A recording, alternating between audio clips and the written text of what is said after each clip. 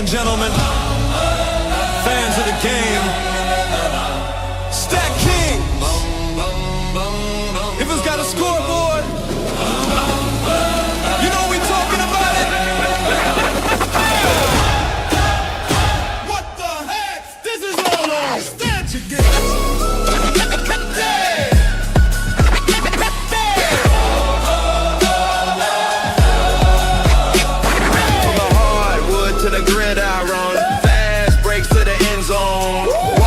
Knockouts, buzzer beaters, yeah, we breaking it all down.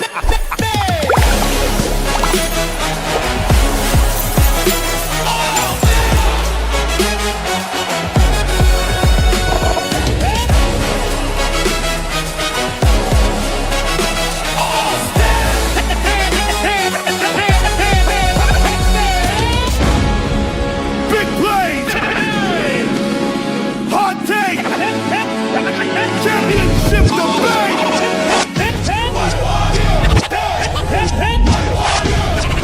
What the heck? This is all.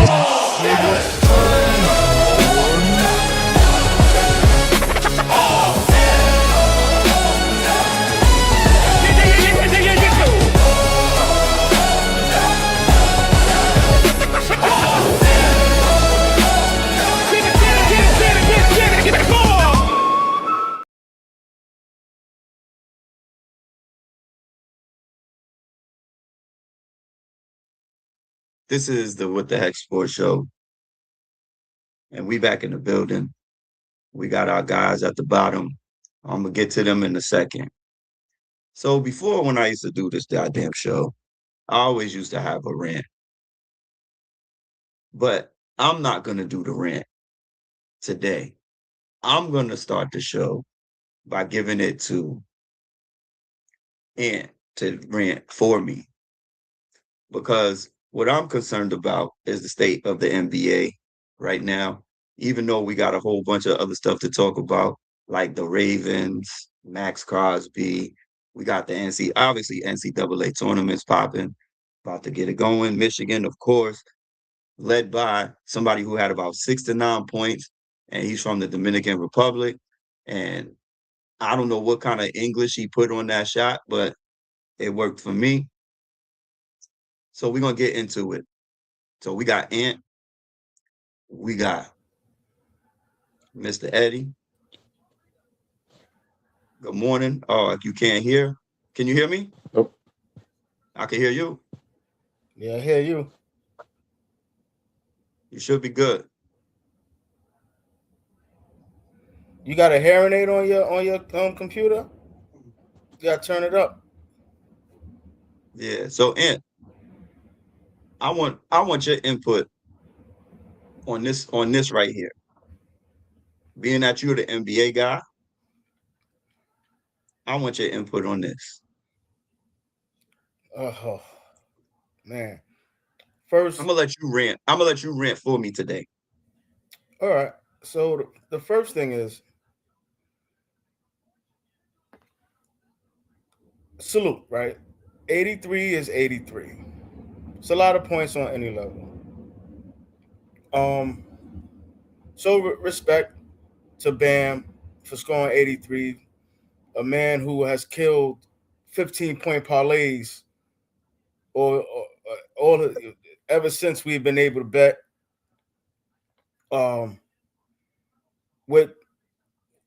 It's the morality of it, man.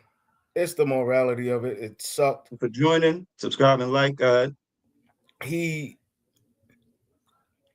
we was good at the 74, right? Because the 74, when he was at 74, that was earned. It was just him being hot. It was in the flow of the game. All the antics afterwards, going forward, it was horrible for the game. It put a black eye on sports. And what we look at today when we watch basketball, this is why people don't watch basketball. Why people don't watch the NBA. It has turned into the WWE almost. Everybody think it's fixed, it's scripted. You got dudes committing fouls, trying to stretch the game out longer. You got coaches, the coach Eric Spoelstra, who is one of the more highly respected coaches in the NBA who's going with this thing instead of just leaving it, giving it the ethical value of what it could have been, and we could have respected at 74. Um, so while it's 83, he's the second most highest points ever. Respect to Bam. At the end of the day, I mean, he's only going to do what they let him do. As the player, he ain't going to sub himself out. He's not going to stop taking the shots if you're going to give it to him. But at the end of the day, it's a horrible black eye, and it's why people just don't watch, man. It's why people don't Outdoor watch. Fishy, thank you for joining. What do you do? What do you do, Ant? What's going What's on? good, Eddie? What do you So, do, Hank? How's everything? You Good see morning, it, good man. morning We're here to talking about Aja Wilson's boyfriend. Bam. Yeah. So let me ask y'all a question though. So did it compromise the integrity of the game? Because I don't respect the 83 at all. Like, number one, you're 6'10, you shot 22 threes. Mm-hmm. You hit 7 of them. You shot 43 free throws. Mm-hmm. Like, where was he hot at? In the beginning, because remember, you and I, we were on the phone. I think we both was watching other stuff. We were on the phone, and I forgot which game I was watching. And it came across my screen. I'm like, yo, Bam got 30 in the first quarter. Then it kept going and said he got 40 in the half. I'm like, oh, wow. And then you was like, get the fuck out of here. I said, yo, bro, for real. But then I still didn't turn to watch the game. I'm still just like doing whatever. And then when he hit the 60, I'm like, okay, now this is something. And it just kept going, and it got ridiculous, man. I said in the beginning when he was scoring like that, it was just him going on his opportunities, right? You're on a Miami Heat team that possibly a play-in tournament team playing against the Washington Wizards team who are in the AJ DeBasta sweepstakes. They don't care. So no, who really cared about it? But it was good that he was scoring, doing something that we're not known for him to do, not even thinking that he's capable of doing. But then after that, Really not. where it got bad for the game. Let me. What do you do, Ant? What do you do, Hank? Good morning. Go ahead. Let me hear what you got to say, because this is, to me, it's just disrespectful. Let me tell you something real quick, man. Shout out to everybody tuning in. This morning. Share, comment. What the heck, sports, man? The NBA. The worst thing to happen to the NBA was Adam Silver. The jail is run by the inmates now. The product being put out there is extremely watered down, and those 83 points of Bam, they don't impress me in the sense that it doesn't even feel like. I mean, Allen Iverson had 50-point games that were more impressive than those 83. So in essence, it's basically putting a high school team playing against a middle school team. Like it doesn't have the weight that you will expect in such a game. I mean, we're talking about the second highest points scored by a player in a game in the history of the league, and yet it's going by like Bam out of value. Exactly. Right, like that's what I was saying. That I said in the beginning. The man who nobody's going to get that trivia question 10 years from now. I've lost so many parlays because Bam couldn't score 15 points. 15. So there is a huge black eye. Like I said, it was the antics of it, man. It was the antics of it. The fouls, just then Washington is giving into it. Like, what the hell is going on here? You know what I'm saying? Like, honestly, I respect Devin Booker's 70 more than I respect his 83. Exactly. He scored 70 and lost, right? Yeah, he But lost. he was trying to fight for his team to try to come back and win the game. To the Celtics. So I respect the 70 more than I respect this 83. Didn't up by 30 anyway. NJ had like a 63-point game against the Celtics. I mean, come on, like we're talking about games that not only matter, but like you not only saw it on the stat sheet, because at the end of the day, you look at they had like 140 points with 10 minutes left in the fourth quarter. Basically, it was the equivalent of playing like one of those recent All-Star games where nobody tries. Mhm. So that game, I just disregarded.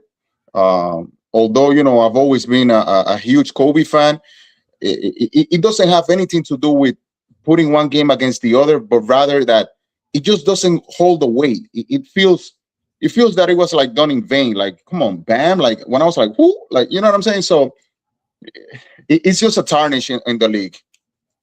Yeah, this felt like, honestly, like I said, this felt like a Vince McMahon orchestrated game after a while, right? Like it's like we don't have no, we're not drawing enough attention right now to the NBA. The league is dry. The trade deadline's gone. We got so many players, so many of our star players that are out and hurt right now. The LeBron noise is fading.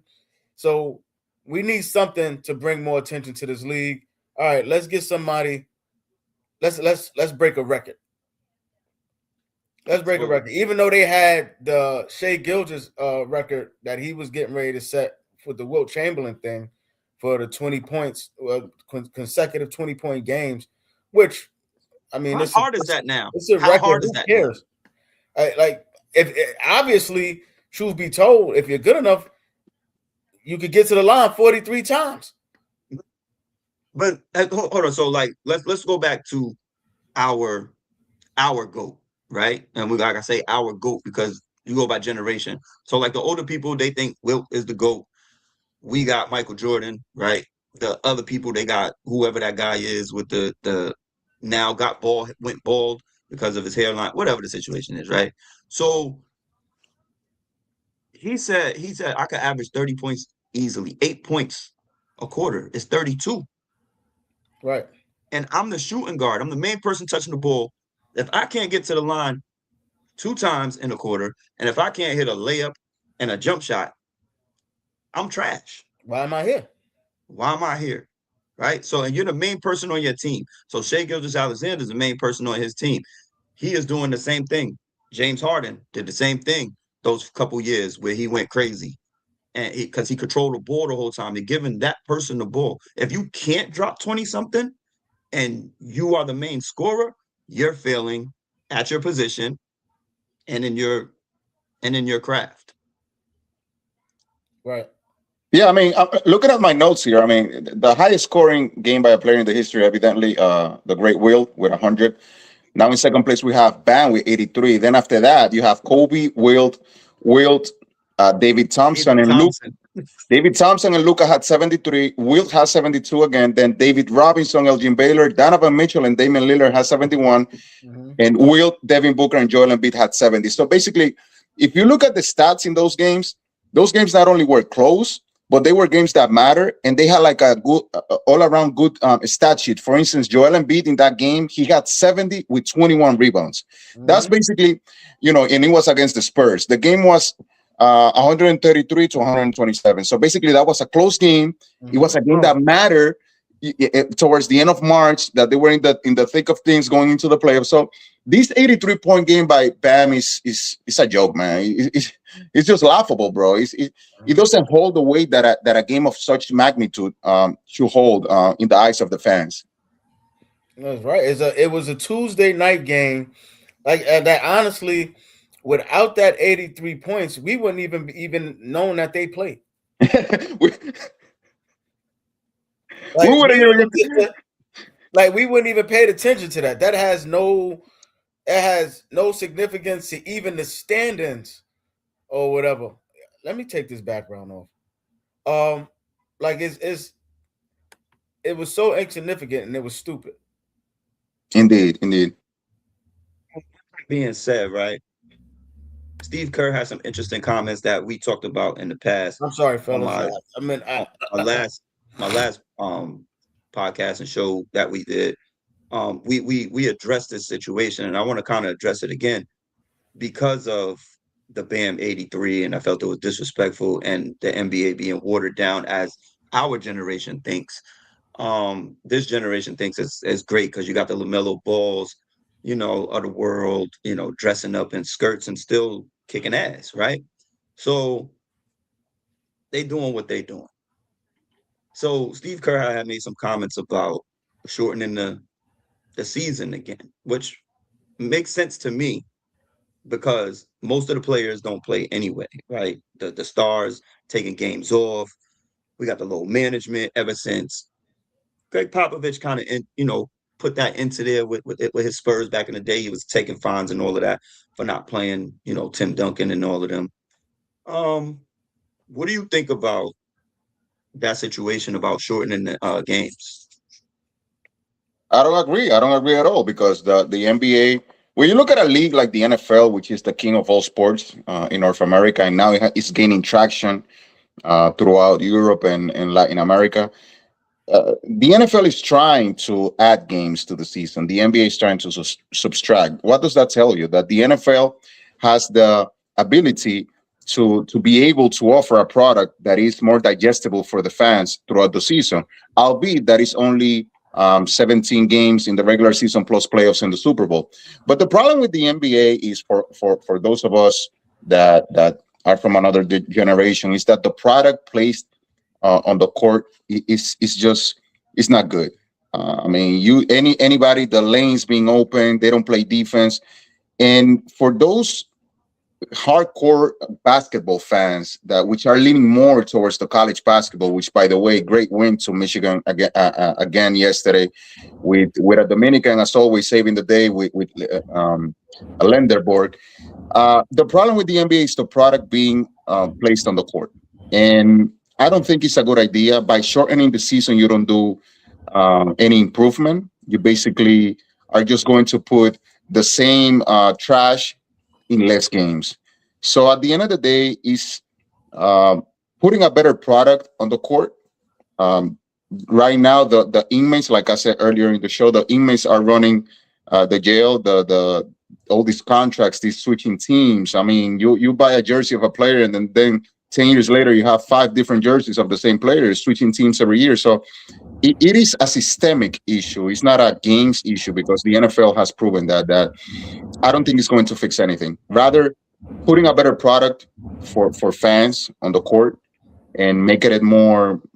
Look at the All-Star game. The All-Star game weekend was something that you stopped. I mean, you didn't go out with your girl. Like you stopped. The world stopped in the All-Star game weekend. Nowadays, it goes unnoticed. Like nobody cares about it. So I don't think it's gonna fix anything. I agree with you totally, man. First off, for that to come from Steve Kerr was total hypocrisy, one, and blasphemous at the same time. You come from the era where the greatest player of our time, we like you said, a lot of people like to base it on eras, right? But the greatest player from our time comes from your era, Steve Kerr, that played multiple 82 games in a season, right? Multiple times. Not just one. He did about 9 times he played 82 games and was listed as the greatest player on the court. He never cheated the game. He managed to be the leading scorer for 10 seasons. What are we talking about here? So, but then you want to talk about these players that we have now as being the greatest athletes that we've ever seen, or better than the athletes of our time. How? When you need now to try to take away 10 games, you need to take away 10 games to measure up to the product of basketball that we're used to? That doesn't make any sense. And like you said, there's no way that shortening up a season, well, because they can't really shorten up a season. They'll keep the same length of time. I guess it'll leave space in between the games, right? It'll leave space in between games because the season will probably still draw out that long as it does from October to June in regards to scheduling. But yeah, it'll be basically less games, like 10 less it'll be less games. games, but the same amount of Exactly. months and things like that, right? Exactly.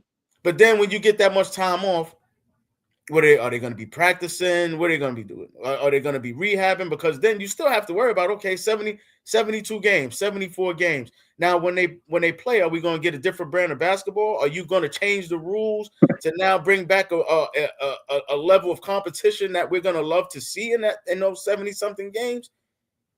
If I don't care for it, leave the 82 games where it is, and you dudes that are getting paid $300 million, play the game that we played for free. It's not going to fix anything, man. It's No. like having a cracker girlfriend and moving to another town. At the end of the day, the problem is going to persist. It's still going to be there. It's not going to fix anything. The NBA, the players, they don't play defense. Nowadays, you see games by the end of the third quarter, the game is 85-79. I mean, back in the day, you don't want to be the old unk, you know what I'm saying? Like, and reminiscing, but you want to see competitiveness. I bet you that if the NFL started playing all the games like they play in the Pro Bowl, the games being Who's gonna watch 65, it? 58, we will stop watching it quickly. So at the end of the day, Steve Kerr, I mean, he lately, the past couple of years, he has made a lot of comments that have been extremely off in many ways.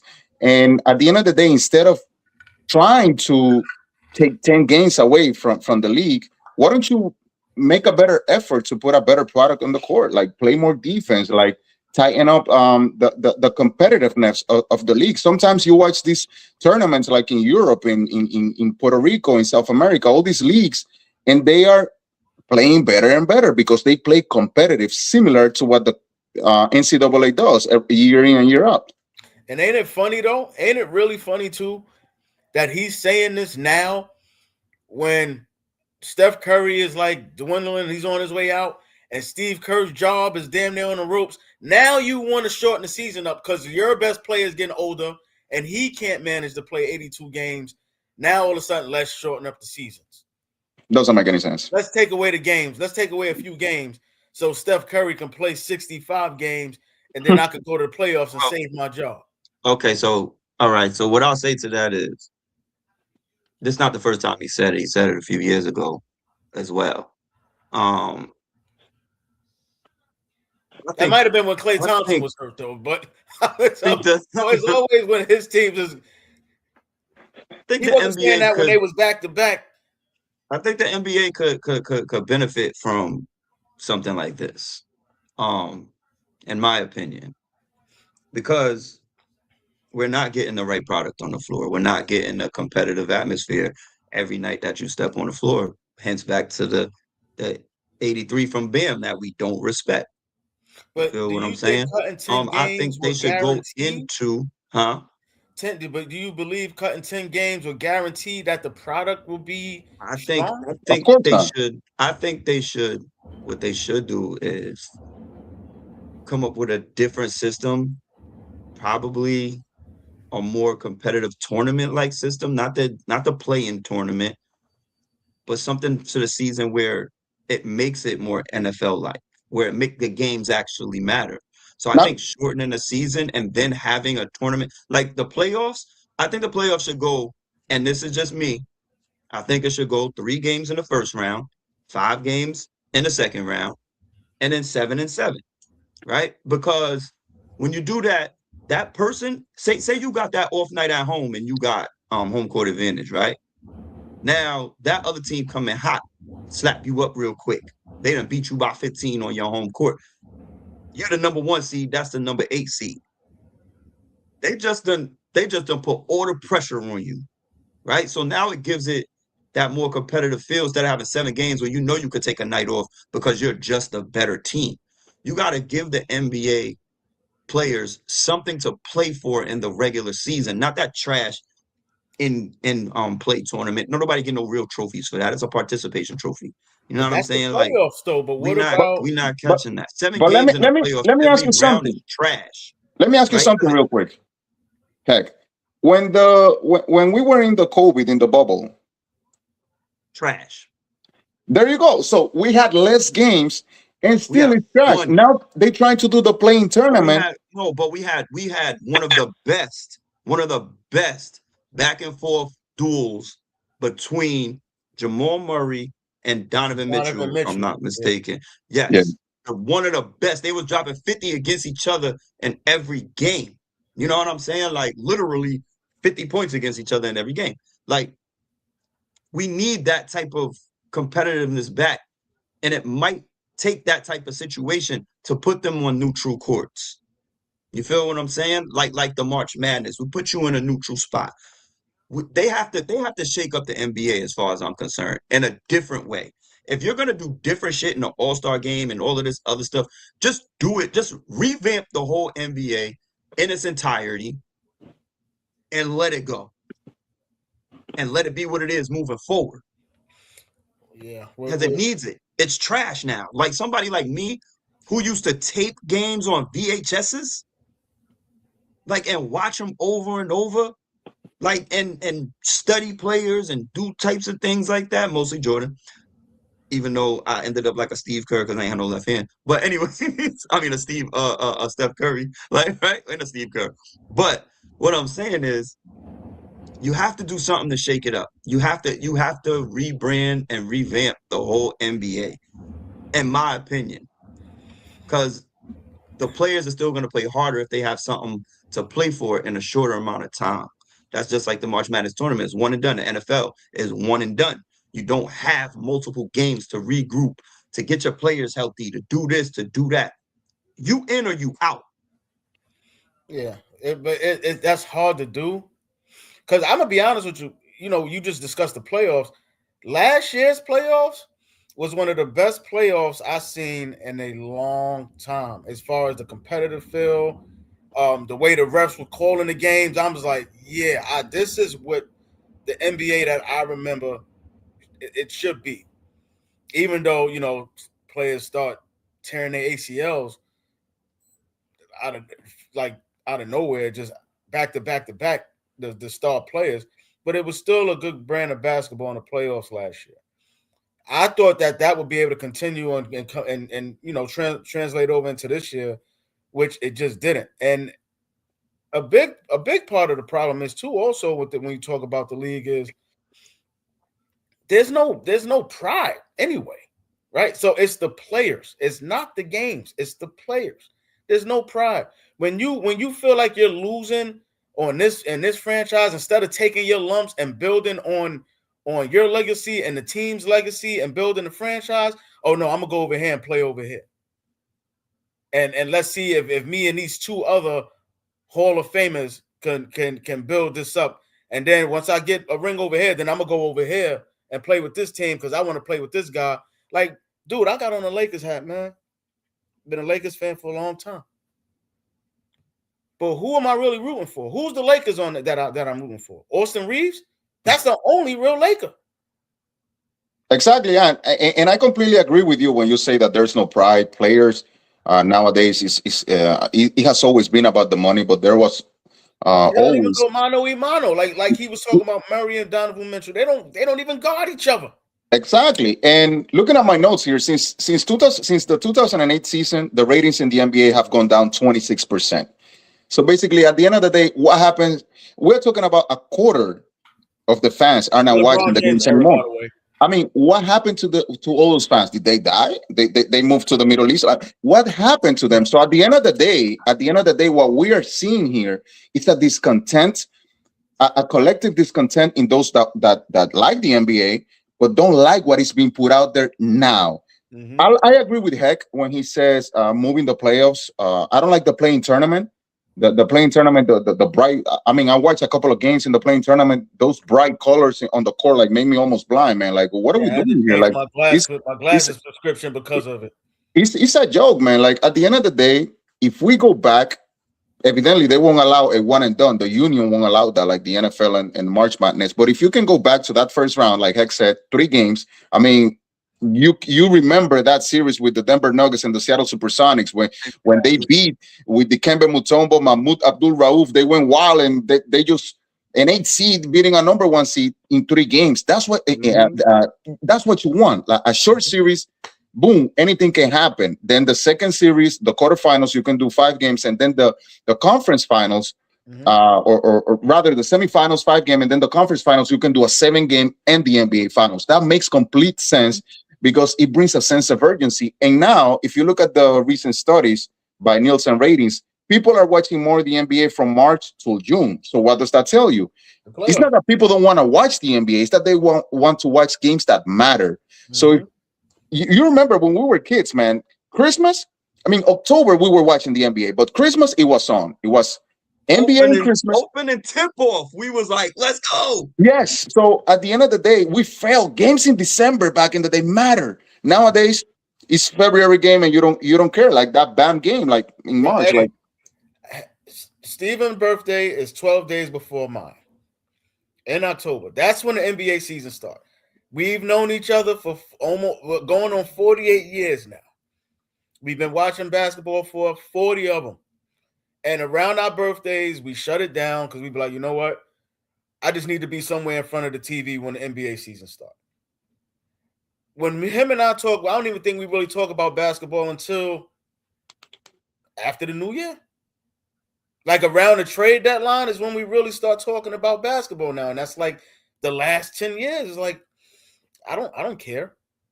What they probably another route that they probably need to take for the playoffs and for the season as well is forget if y'all not doing East and West in the All-Star game no more, then forget the East and West for the playoffs. The top 16 teams play in the Got it. playoffs. And as you said, if you get the first round 3 games, the second round 5 games, and then the last 2 rounds go 7-7, you'll get a better brand of basketball because now the competition is really there. You're not having number one East and team West got to meet up because OKC. East and East could be in the finals, and West could be in the finals. Exactly. So sure, you get the top teams, the top 16. I don't care which conference you win. So now every night when you play, it ain't saying, "Oh, I'm the eighth seed. I'm gonna be in the eighth seed in the West. I mean in the East, so I'm gonna make the playoffs anyway." It don't matter. Nah, nah, nah, nah, nah. If you're not one of these top 16 teams, you're going home. You're going to the lottery. That's it. Subscribe and like to our So page that and our might be show. that might be But what you're another gonna thing that do they could do to probably. every Sunday at 9:30 a.m. You Mhm. got Ant, you got Eddie. I don't know. He was called something else last week. He might just be one of those ones who switches up his name every week depending on Mhm. how he feels. We don't know. But subscribe and like to the page, I'm a our CIA asset. uh, and do what we need to do. But let's just stick. I just want to stick to this, but not on the NBA specifically. But has the competitive nature in sports died down? No, and I say no because football, even with the rule changes where the league has gotten softer a bit, they're still competitive. No one is coming out just being allowed to run over anybody. That's just not happening in the NFL. Even, bro, we went to a baseball game. A lot of people don't have the patience to watch baseball, but it was competitive. They were playing within the rules of the game. When you watch the NBA, these dudes, like last night, I watched the Lakers and Nuggets game, and that but it took those level of those two teams that where they are now fighting for position to give us a good brand of basketball, which I still seen some stupid plays by the way, but either way it But still gave us a good level of basketball. college is still more pure, right? Because like even with Mhm. like I'll take it from my Michigan last night. Like you see how many times we went in a post to my guy Mara, Mm-hmm. obviously at 7-2, but you see how many times it went in and he's a great passer. So he was able to kick it out or he was able to find an open man Mm-hmm. and the offense still went around. Mm-hmm. Like now it's 7-2 guys like him bringing the ball up because it's positionless, right? So Mm-hmm. you have this skill set. Nobody like the floor is just wide open. It's to me, it's a trash brand of basketball. Mm-hmm. But I think that part as well takes away to the competitive nature because the big men are not where they're supposed to be on the floor, getting offensive rebounds, Mm-hmm. getting defensive rebounds. I got a guard getting more rebounds than my center. Like, where does that make sense? So, Mm-hmm. like, I don't know. I think, honestly, I don't even know no fucking more when it comes to basketball. The, the, I the don't competitive know. The competitive nature of sports has not died down. I mean, if we go beyond our American exceptionalism and not only like focus on the four major North American sports leagues, when you look at for instance, last night when our Venezuela played Japan, everybody knows for the last 20 years how Venezuela has been ravaged by communism and all of that. Shout out to our Venezuelan brothers. They be eating like Fruit Loops for lunch, and they be having like food shortages, gas problems. Like there Is has that the been a lot of World problems. Baseball Classic? They can't afford Fruit Loops. Exactly. So when you see a team, those players, they were playing not only for the game, but they were playing for their country. They were playing for with dignity. They were playing for a reason. And when you look at Europe, the UEFA Champions League in soccer is the most watched sports event in the world year after year. So competitive nature of sports has not died down collectively, just in certain leagues. The NBA can copy a lot of things from the NCAA, where there's still like that competitive nature. You can watch Morning, my guy. Keep going. that Michigan game. Yeah, that Michigan game yesterday was competitive all around. Like it was close all around. So at the end of the day, I don't think it has died down. The competitive nature of the game is just certain leagues. Like for instance, look at MLB. MLB was losing track with a lot of young fans from the new generation. What they did, they tweaked the pitch clock. They did a few, the extra runner in extra innings. So the NBA needs to dynamize with a few moves the league to make it attractive again. Mm-hmm. But it's like, how much of the rules can you adjust? The players, just like Heck said, I don't know how to these bitch ass rules, players. Formats. Like right? It's like how many rules of this can you change for these bitch ass players, man? Like these AAU ass baby ass players, like they don't even want to. They don't even want to compete against each other.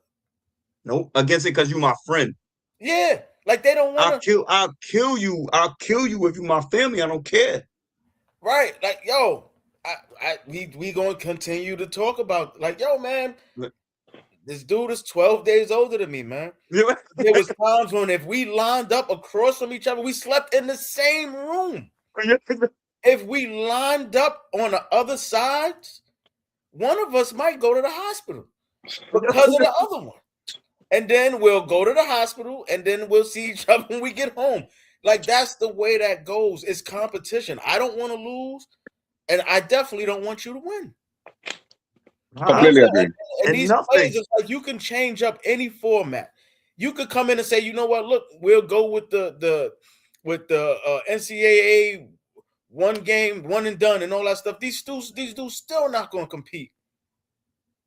They just don't. It's certain. They just don't do it, man. They don't have it. Completely agree. Yes. That's what it is. So forget that part. We're gonna let's scrap that situation because we had another situation I want to get y'all opinion on throughout the week. This situation has, even though that was a great points, everybody brought up great points about the NBA and everything, but we're going with competitiveness and rules and rule breaking, I guess. We had a situation with these guys. Oh. We had a situation, and I just really want to get you guys' opinion. I will start with Eddie. I want to get your opinion on how you feel about the way the Baltimore Ravens conducted their business, even though there's been a lot of turn down trades and stuff due to injuries and whatnot. But I felt that the Baltimore Ravens think they gave up too much for Max Crosby, as you said last week, and they understood that, and they rescinded the trade. They did some bogus shit behind the scenes. But what do you think? Again, Eric DeCosta, the Baltimore Ravens general manager, was watching our show last week, and then he just made his mind. I mean, like we said last week, 2 first rounders for Max Crosby, man. It was too rich. And at the end of the day, they got Trey Hendrickson, which in essence is the same exact thing that we mentioned last week. In this day and age, Von Miller set the standard that you can still get like a nice edge. Trey Hendrickson is 32 years old, and he's still in the prime of his career. That guy has improved every year since he came into the league with the New Orleans Saints. So basically, Von Miller prove that you can get good defensive ends, edge rushers off the market without to having to like sell your kidney in order to get them. So at the end of the day, the Ravens, they were saying that there was some problems with his physical with Max Crosby, and then they backtracked on the trade. And at the end of the day, both teams win. The Ravens win because they get Hendrickson, and the Raiders, they win because that team is stacked. That team is loaded. Nakobe Dean is going to be there anchoring the middle of the defense.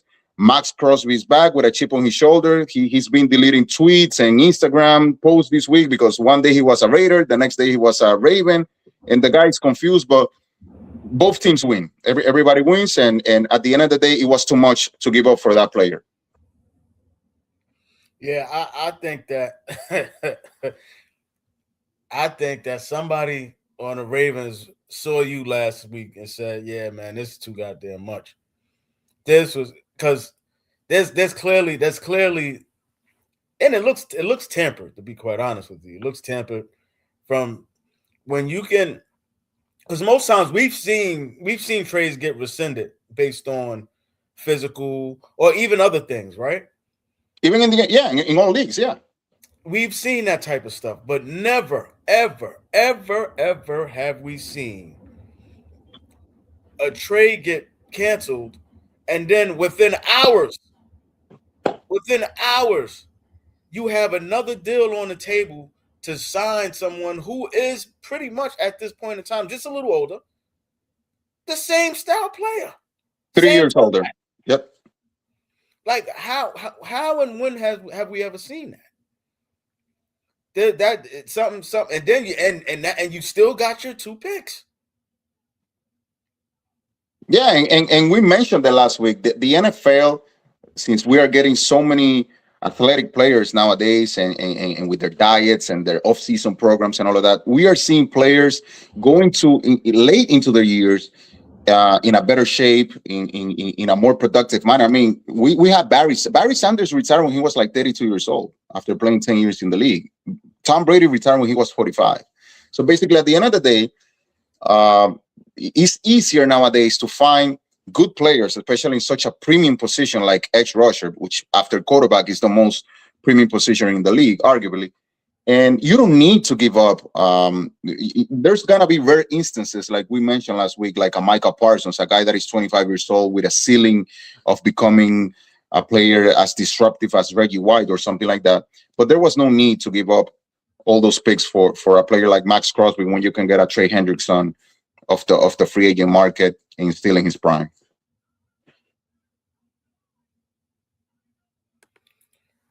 Oh wait, what did I just do? My bad. Come on with it. Hold on. I want you guys to like and subscribe to the page or whatever the heck it is, not the page, to our show. So, but let's keep this rocking. Like we got, obviously I'm a Michigan fan. Let's just talk about the March Madness real quick. And I also have a question about the March Madness and probably anything else, probably the NFL. It'll probably go into that in a way. So Miami of Ohio was undefeated in the regular season, right? Mm-hmm. My Michigan lost to Duke and we lost to Wisconsin, which we corrected that last night on the last second shot from a Dominican player, as my Dominican brother down there likes to say, saving the day, even though he only had another under double-digit point night 2 nights in a row. But he saved the day. Yes, he did. That's my guy. He's a fantastic player. But would it be, is it good to go undefeated in a regular season, or do you need that loss? I'm You not. need to I'm not go going to ahead. say Dan. that. Going undefeated is a great feat, right? It's a beautiful thing. Go undefeated, unblemished. I'm not going to say you need a loss. I just always, me as being a Duke fan and for years have those great kind of records, where we don't lose many games over the course of the season. A loss is good. I ain't gonna say that you need it, but a loss is good because it gives you a chance, especially at the time that Miami of Ohio did lose. They lost in the tournament, right? So now they get a chance to go back, look at tape, and see what they did wrong versus we've been winning all these games. We just like floated through the season. But also that's I don't like that. I don't like to use that team. Reason being is because look at a conference like the Big Ten. Purdue was a number 7 seed in the Big Ten tournament. If Purdue were in that league with Miami, Ohio, Purdue would have been number 1 seed easily. Yeah, with that schedule. So it's hard with certain teams because even Miami, Ohio, and when you look at the tournament, they're still going to be what maybe a 4 seed in the oh tournament. no. They are probably gonna be like a seventh or eighth. I mean, considering they come from a mid major and they didn't win their conference, they are going to definitely they are going to be punished That's for what, not but going. either way, there'll be a lower seed. They're not going to be a 1 seed, even if they would have went undefeated, right? They It's still probably not. be like a top 10, like a top 10, like an 8 or a 9. But other than that, they will be heavily punished for not winning their conference. So that's what I'm saying. I don't know if it depends on the team. If that was Michigan that went undefeated and then lost that last game, I would say, okay, that's a good loss for them. Yeah, you still be Michigan will still be like a 2, like a 3, but Yeah, they wouldn't have the drop because if Miami of Ohio had won the conference and gone undefeated, they would have basically be a top 5 coming from right. a major. But now by losing their undefeated season and not winning the conference, they are going to be heavily punishing and be treated like one of those Ivy League teams or those teams like on the West Coast, like um, Gonzaga or San Francisco, one of those mid major teams. Yeah. But at the end of the day, I think that it is important for teams sometimes to lose a game. The most recent history we have is like with the New England Patriots when they lost to the Giants in that Super Bowl. And if we go back even farther, in the fourth North American Sports League, the only team that has ever gone undefeated is the Miami Dolphins. Back in the day when they used to play like in parking lots and high school fields with Caterpillar boots on, the competitive nature of the game was extremely lower than what it is now. So nowadays, anybody can give you a surprise any given Sunday. Mhm. In this case, in basketball, any given day of the week. So I think Miami of Ohio, they have a good team. They have a good team. So this is like a wake up call for them, and I think it'll help them more than it hurts them because if they had gone into the tournament with that undefeated season, a la Indiana Hoosiers in the 80s, there would have been double the pressure for them to perform now in the March Madness. But now having that loss off their shoulder, they can go into the tournament and make the adjustments. And it was a wake up call for them to make the necessary moves in order to perform well now that March Madness is coming. Right. You have that feeling that, well, now you have that feeling of knowing that you can lose. Right. And you still got more to go. So let's see how they pick it up going forward from that. And we'll see how they take it into the tournament. Now, when you brought up the Patriots, that loss they had, that was it. It was over. It's time to Exactly. go home. It was time to go Exactly. home during that loss. So there's a difference with that. There's So a difference. at the end of the day, I think that a lot of times, most of the times, it comes as a blessing in disguise, having that loss and having time to adjust. Uh, I remember back in the day when there was that Minnesota Vikings teams in the '90s with Cole Pepper and Randy Moss, Chris Carter, Robert Smith out of the backfield, and that team was smoking the league. That team went at one point like 15-0 or 14-0 actually. It was 16 games back in the day. I think they finished 15-1. So basically they lost that game towards the end of the season. I think it was week 13 or something off the top of my head, going to the playoffs. And then they sat the first week and then they lost in the divisional round. So it's tricky. It can be a blessing in disguise to lose that game, like as a wake up call. But a lot of times it comes back to haunt you as well. Yeah. So we'll see what happens. So there's like the double edged sword with that. I mean, you like to go under if you can go undefeated, cool. I'm not gonna say you need the loss, but it gives you a sense of knowing it can happen. And now let's go back to the drawing board and really tighten it up. There's certain teams that I say, like Michigan, the loss that they had, honestly, the loss that they had to Wisconsin, that was something totally different from the loss that they took to Duke. And the reason being is Wisconsin, that's your conference, right? It's going to be a battle within that conference anyway. But seeing that outside of your conference, a team that you could possibly face in the tournament at some point, like more likely Final Four type, you got to play your game. You can you got to step it up. You got to be on point. So that loss, that was what you call a good loss, like the one we took to Carolina. Even though it was a conference, but this still shows you the level of talent that you're going to face going forward. That you need to step up. You can't just walk into the gym thinking just because the name on your jersey mean that you're going to win. Yeah, conference games matter most because at the end of the day, that Michigan loss, that's why they like to call quality losses. I don't like the term, but what he's trying to imply is that it was better for Michigan to lose that game close to Wisconsin. Conference games matter than to win a game by 40 points to Tuscaloosa Community College. At the end of the day, losing, having good performances in your conference, for instance, like the bowl series, the college bowl playoffs in NCAA football, those losses, like that. Look at Alabama last year. Everybody said, "Hey, they're not supposed to go in," but at the end of the day, all the games that they lost were against good teams and they were close. So there are losses that at the end of the day, not I wouldn't say that matter most in a win, but keep you in another tier because you play close, you keep it close, and you play competitive against teams not only in your conference but against teams that are good. Hello, you play to win the game. You don't play to just play it. He's been waiting to use that, so we A great Herm. So moving forward, before we get into what I want to dive into, because each of us all have teams. Ant's a 49ers fan. Eddie's I don't know. I don't even know if that's a real team anymore as the Jets. I'm ready for them to get out my building. I think they're renting the space over there that I don't need them in anymore. We're gonna have to get Geno Smith up out of here.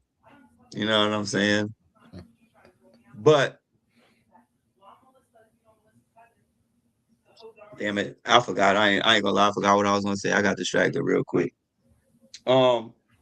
We just Tatum, because we was on basketball. What do you feel about Tatum's return and the Celtics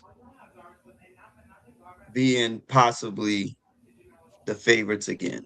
But in my opinion, before I give the floor to you guys, I think Jason Tatum should still take a back seat to the MVP of the Eastern Conference Finals and the NBA Finals and play his role coming back as such in order for them to move forward.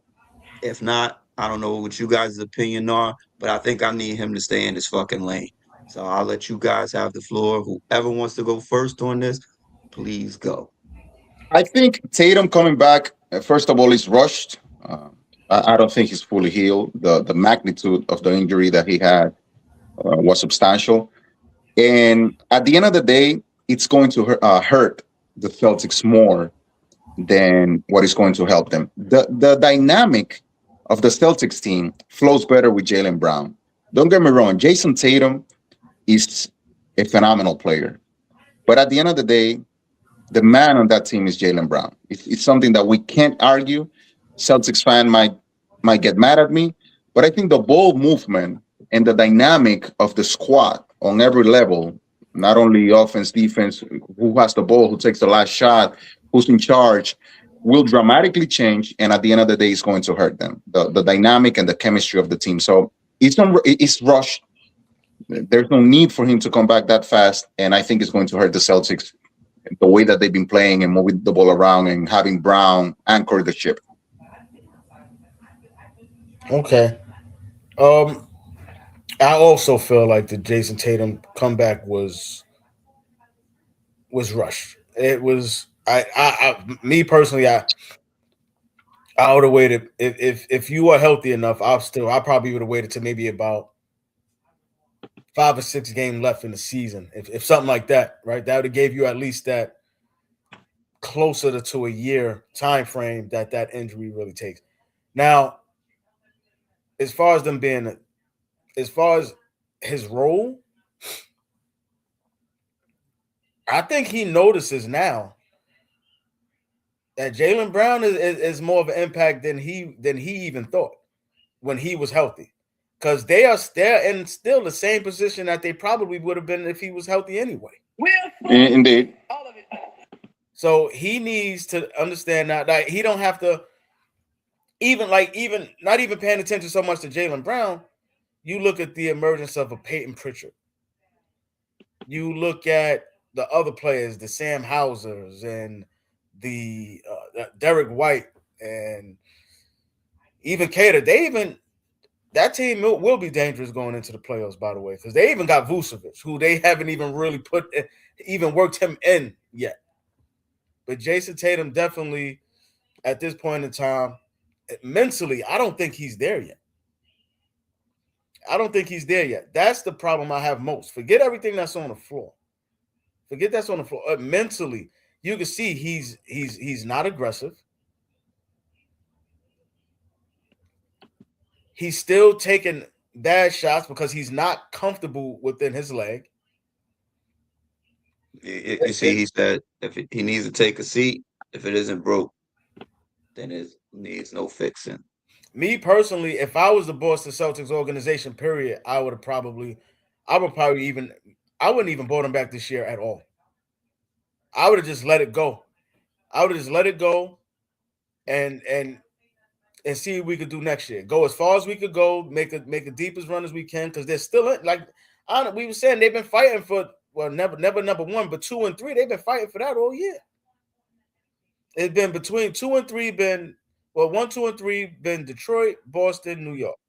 Should he have been traded for other pieces? Tatum? Mm-hmm. I had a thought about that. Honestly, whether they want to believe it or not, Jaylen Brown is tough. He's a very good player. But them fans come to see Jason Tatum, man. Exactly. When Jason Tatum is on the floor, they come to see him. The Celtics are in a conundrum because remember last season there were rumors that Jaylen Brown might be heading to the Chicago Bulls. So at the end of the day, they are in a conundrum of who should be the face of the franchise, the player that performs. Because let's not forget, Jason Tatum right now is on a historic bad run in the playoffs. The guy has averaged 38% from the field goal range in the last 3 series. So the guy has not been clutch lately.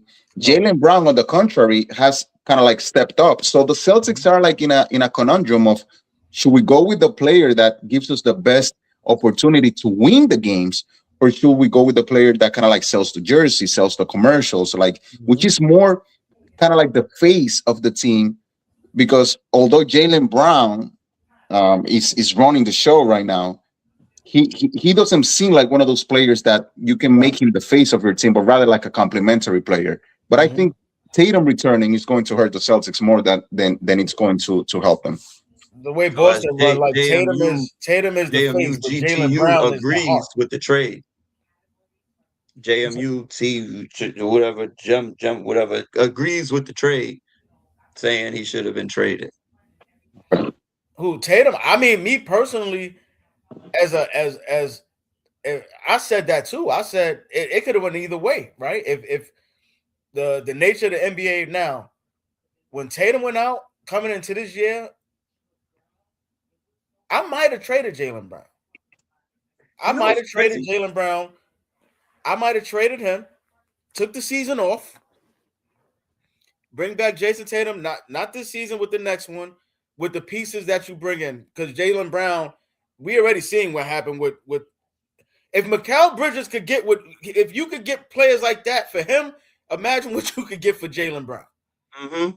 Right? I have a question. So I know you're not gonna do it due to the state of the team because Jaylen Brown. This is what I'm saying. Why it's such like why it's big for me. Mm-hmm. It's because they're not bringing Tyrese Halliburton back, No. right? No. And they haven't thought about it, No. right? And they both got hurt in the Within playoffs. days. They both got hurt in the playoffs. So they both had the same injury in the playoffs. Mm-hmm. So is it because one person's healing process is quicker than the other, or is it because the Celtics think with Jason Tatum they can make a run because Tyrese Halliburton is not coming back this year? Like you could just scrap that, especially due to the state of the team. Like they're trash. You feel what I'm saying? Mm-hmm. Yes. So I don't know what the Celtics was thinking, honestly. I guess they think they're going for it. They see an opportunity again to get back to the finals. So who knows? Yeah, the Celtics, they are. It's an extremely uncomfortable position for them to be in because last year, like I said, Jaylen Brown was this close of going into the Chicago Bulls, and at this point, if they get rid of Jaylen Brown, then they will end up with a player that it has not been performing well for them in the past playoff series. So I think they are going to end up keeping both of them, and they just have to figure a way to share the ball, to share the dynamic and the chemistry of the team. But either way, the Celtics are in a tough position. But I think this year, though, honestly, is where they're not going to be able to fight off the noise on it anymore, and they're going to lose one of them anyway. And he should go to the Bulls like he should have done.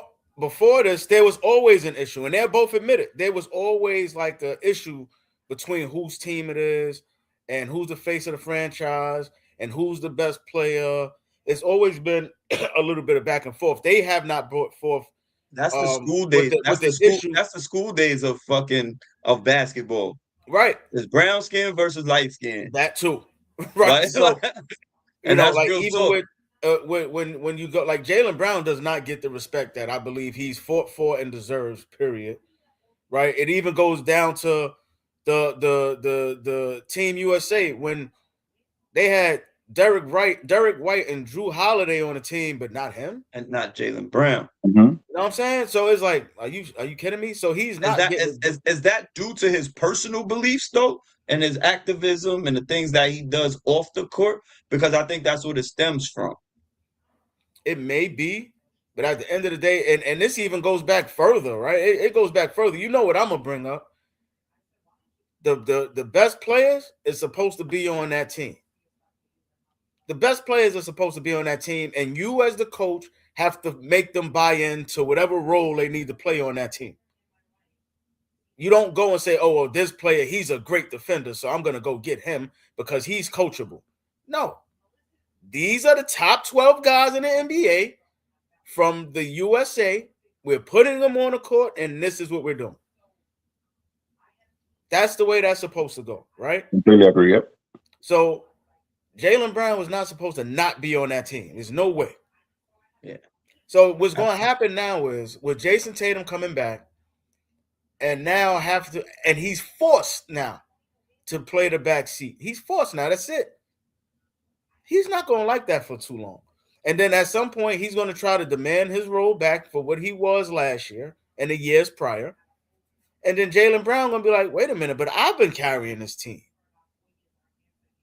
I've been the one that's been in the MVP conversations now. Yeah, they You are in a was tough an position MVP. right now. So eventually they're going to lose one of them. Mm-hmm. Because one of them is like, honestly, remember, right? Kobe and Shaq. Kobe was like, I want to win one without Shaq. That was what it was, right? Somebody, he had to be the man. You know, so Then he proceeded to win one with Andrew Bynum and Paul Gasol. And Paul Gasol. Right? So that's like you gotta Boston. I think I applaud what they're trying to do, and like you said, Eddie, they're in a situation where they really gonna have to sit down and view what they need versus what they have. Yes. It's a tough position to be in when you But I have. think they missed the opportunity. I think they missed the opportunity coming to the season because, in all honesty, they might have been able. They might have been able to even get Cooper flagged for Jaylen Brown before the draft. Yeah, Right? They might have been able to use stuff like that. You were it's getting rid of. You got rid of Porzingis. You let go of Drew Holiday. You let go of. You let Horford go. You let all these players go. You don't have Tatum, so it looked like they was getting ready to start going into a mode of getting ready to blow it up. And anyway, just for a season, maybe fall back a little bit in the draft, and then jump on one of these Cam Boozer or one of them, and then now you got Tatum coming back, and then now it's like, okay, now we off to the races. We got some money. We got a good, solid young player. We got our role players in. Boom. But now you're gonna have this problem in about a season or two. You're gonna have this problem. indeed, yeah. It's a tough position for the Celtics to be in, and at the end of the day, I think it can work, but I don't know if in the long run it'll be as good as the potential that they have because it's more than evident that the Celtics run better with Jalen Brown at the helm. Yeah, and I hate that Jason Tatum went to Duke, and he gets to the playoffs and he's trash.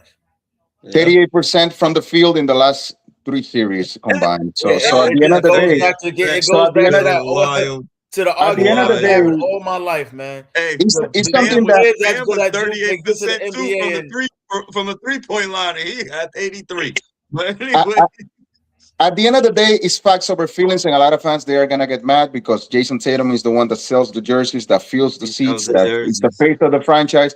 But it's facts over feelings. Jason Tatum, I will not go into last week, which people were wilding when I said Lamar Jackson and Josh Allen topic. I'm not gonna say Jason Tatum is overrated, but at this oh, point, but at this point, he's not the one that is leading the Celtics to the promised He's land. not Jalen the Brown. most like we had blinders on due to what happened. Listen, Kyrie Irving and Grant Hill to me might be the most skilled players to come out of Duke,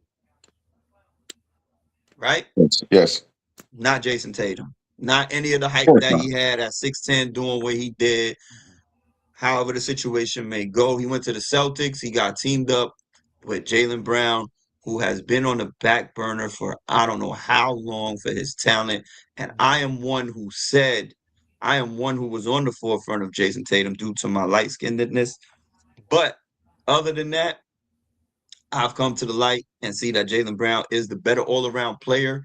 And he has carried this team without Jason Tatum. And they should probably make a bigger move to send him somewhere else and get Jason Tatum a little bit more help to keep it moving for the season.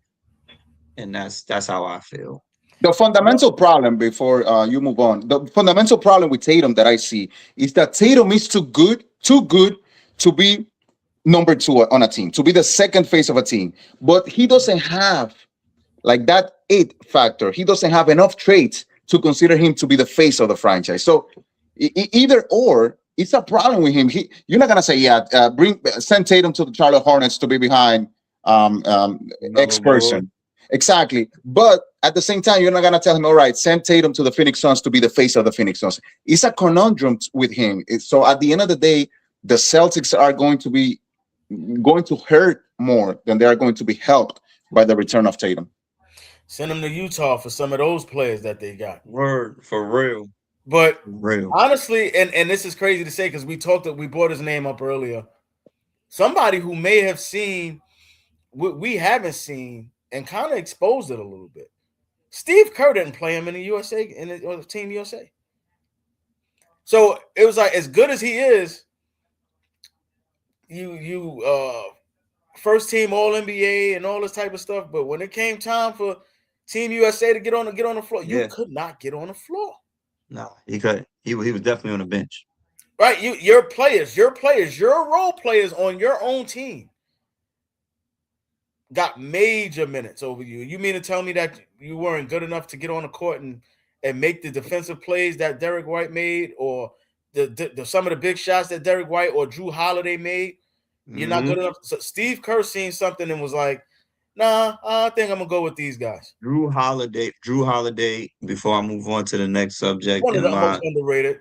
Drew Holiday, very, very, very two franchises, basically almost back to back, single-handedly, in my opinion, took them You to know, where they needed to go, to championships. before you change, I remember Drew Holiday, where I saw he was different.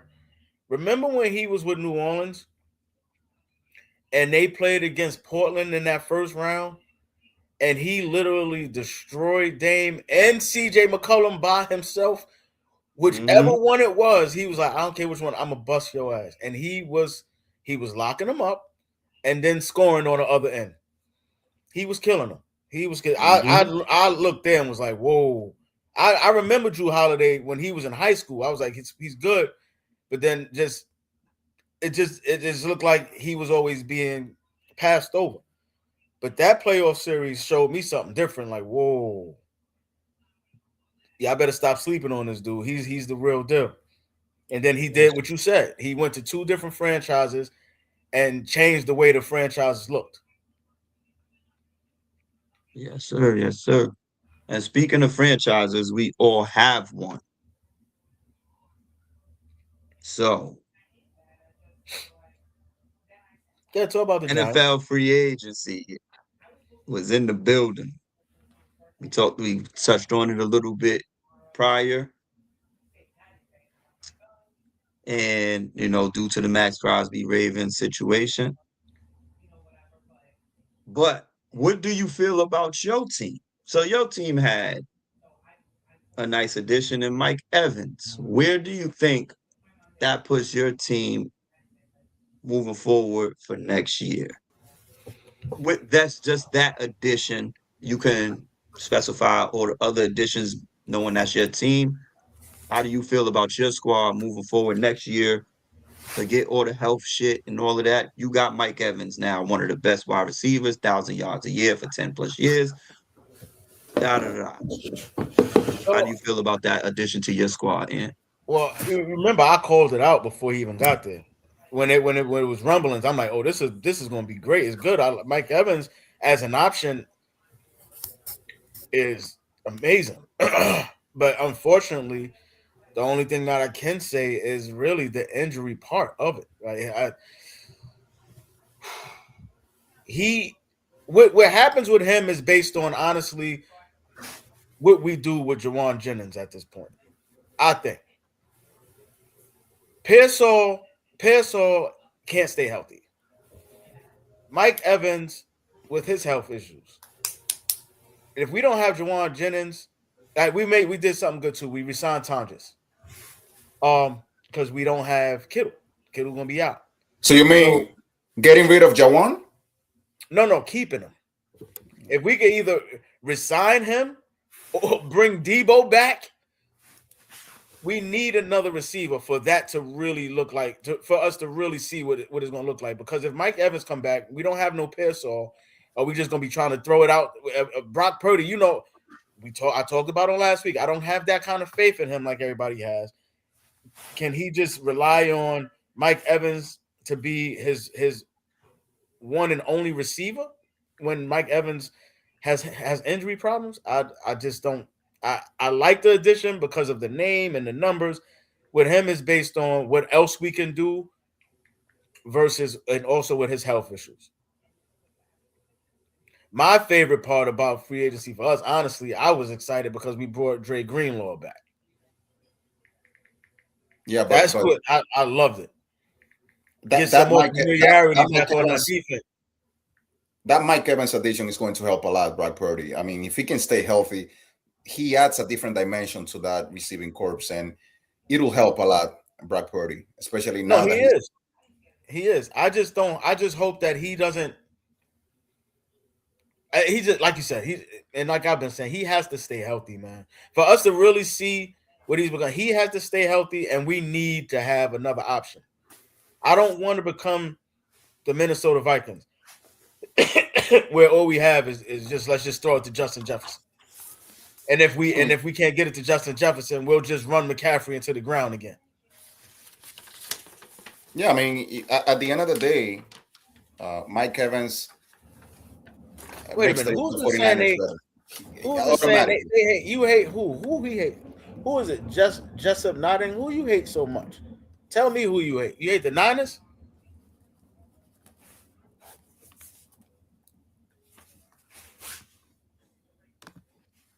He said I hate them. Hate who? Who you hate? Be specific on who you hate. Jessup nodding. Yeah, you right. Yeah, you hate who? We talking about the 49ers. You hate them? Be specific. Tell them. Must be a Cowboy fan. Um, the Giants, man. You asking about me, the 49ers? I'm watching the Giants they're making moves. There's one move though. Y'all let go of a player that I think is going to really bite y'all in the Hold on, behind, hold on, hold on, hold on, hold on, hold on. dude. Before we get to my New York Giants, before we get to that, I need to get to the Geno Smith and the Jets. All right. And I So need my resident Jets fan to answer all the trash that happened within that organization and figure it out. Like I don't before, understand, but go ahead because I don't understand what the Raiders did as well. Because who are you getting as a quarterback at this point? Tua has went to the Falcons, which we'll get to that in a couple minutes. Um, what's the name? Kyler Murray just went to the Vikings, right? So Kirk Cousins is the only one out there. If you're gonna have a Kirk Cousins, why are you not going to have fucking Geno Smith? Please explain your Jets move. I understand. I don't understand it from the Raiders perspective, but go ahead for you guys. all right, for the Jets, before I get to the Geno Smith part, being a Jets fan is exceeds human understanding. You know, you have to have fortitude of character to understand the move sometimes that this team makes.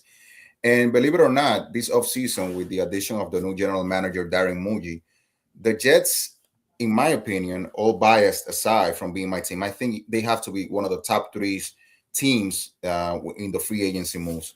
And I'll mention you three names before I jump into. Just to cut you off, I said that to you last week and you said no, but okay. I I give it to you. Yeah, of course. I told And you I was moving in the right direction. so the first name that comes to mind is Joseph Asai. You might be like, who? The guy is 25 years old. He used to be the backup for Trey Hendrickson in the Mhm. Cincinnati Bengals. And last year he had the highest QB pressure rate and pass rush win percentage in the whole NFL. So we're talking about a guy that has the potential, and he was signing a team friendly contract, 3 years, $36 million, playing behind Hendrickson, and he put up numbers. So this year he'll be the feature one. Now that Jermaine Johnson was shipped to the Titans, Joseph Asai is gonna have a lot of chances to prove that he's perhaps one of the top 15, top 10 edge rushers in the NFL. The other signing that I liked a lot was Kingsley Enakbare.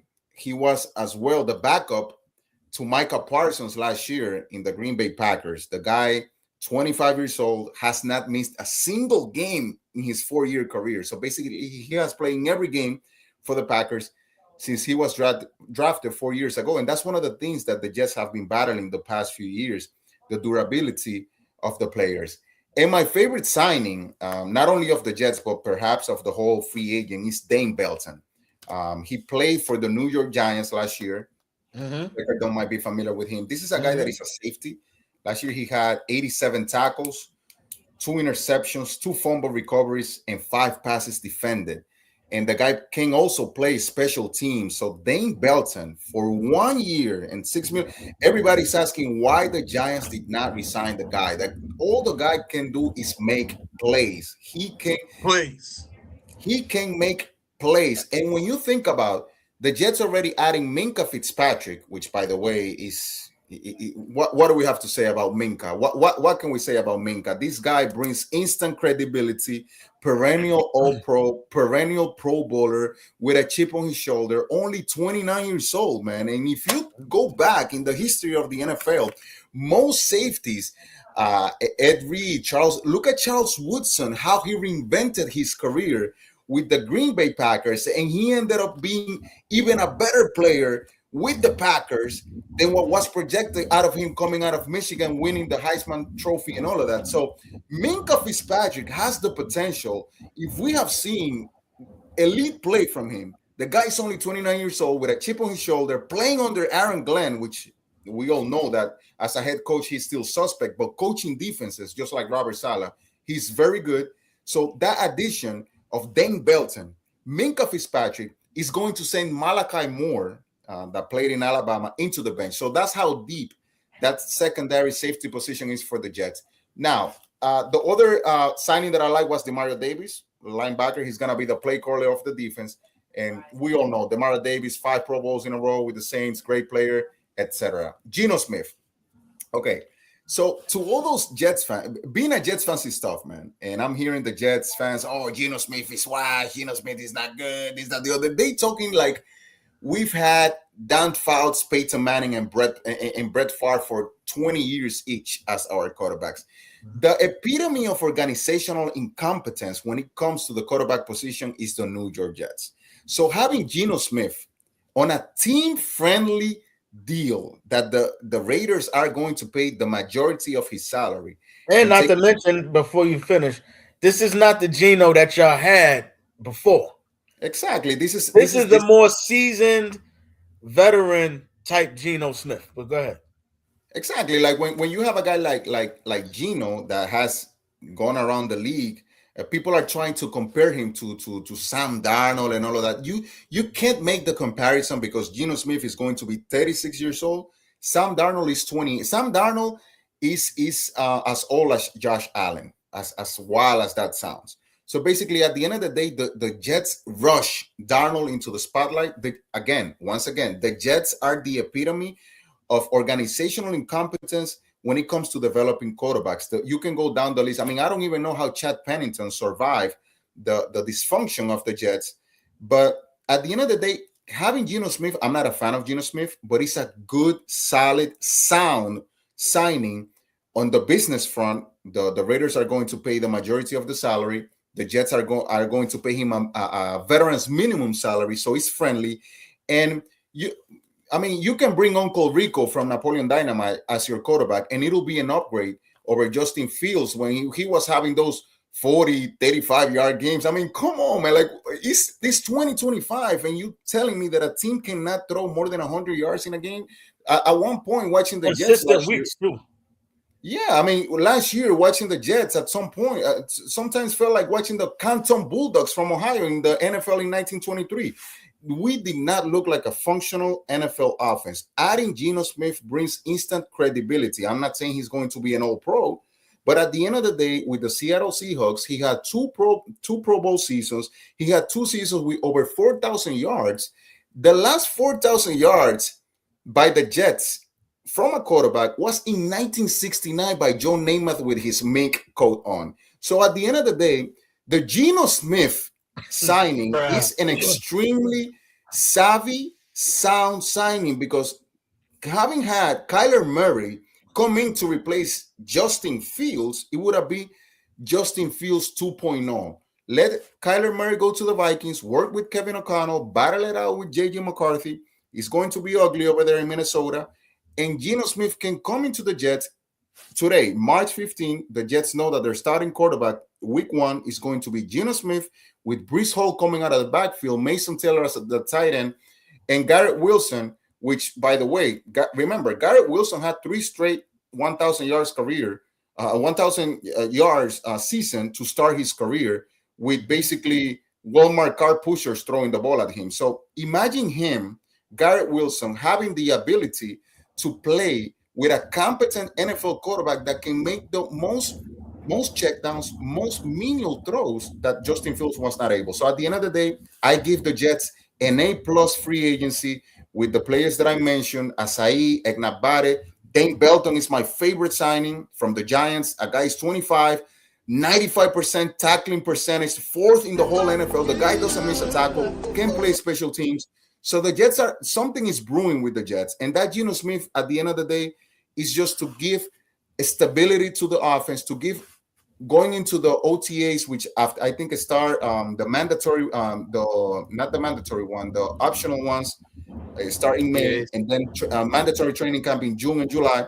So at the end of the day, after the draft, the Jets know who their quarterback is going to be, and their squad, that defense is loaded. And having Brees Hall out of the backfield, Garrett Wilson, something is cooking. Something is cooking for the Jets. So overall, I give them an A plus, and not only for the Minka and Demario Davis, but for those moves that they made on the low, getting that kid from the Titans to Sweat, the nose tackle. So the Jets, they nailed it. This free agency, Darren Muji, the GM, he nailed it. That's why I was laughing at Steven with the Belton move. And there's another one. Yo, I'm tight. You know I'm There's tight. another one that you guys are gonna regret really bad. Wandale Robinson to the Titans. Not only that, on your defense, Cordell Flott. But yeah, Cordell Flott was horrible to the Titans too. That because y'all was basing it on what's his name, Deontay. What's his name? Deontay Banks. Y'all too heavy on him. And he's a bum to me. That flop move, y'all gonna regret that. We definitely are, but we're also going. What people don't understand is we're going into a Harbaugh system, right? So Harbaugh has to make the moves that's right for the players that he wants to coach and that he knows who to coach and can pay at this point. Because remind you, the Giants did not come in with the most cap space in the world. Next year will be where we can make our bones in free agency and have a lot more cap space. We had to let go of some players. Wandale Robinson's going to hurt for me. He was in the top 5, top 7 slot receivers in the league. That's going to hurt. Even though he's tough, man. Even though in the first year he was just on and off, but he made tough catches and he showed improvement, and he's going to make Cam Ward over there so much better as being a reliable slot receiver. That's going to hurt. Going to hurt for Jackson Dart as well. But with the signings of 2 people, because we are now the New York Ravens and or the Baltimore Giants, whatever you want to call us, Patrick Ricard and Isaiah Likely. Huge. You're going to have fucking problems.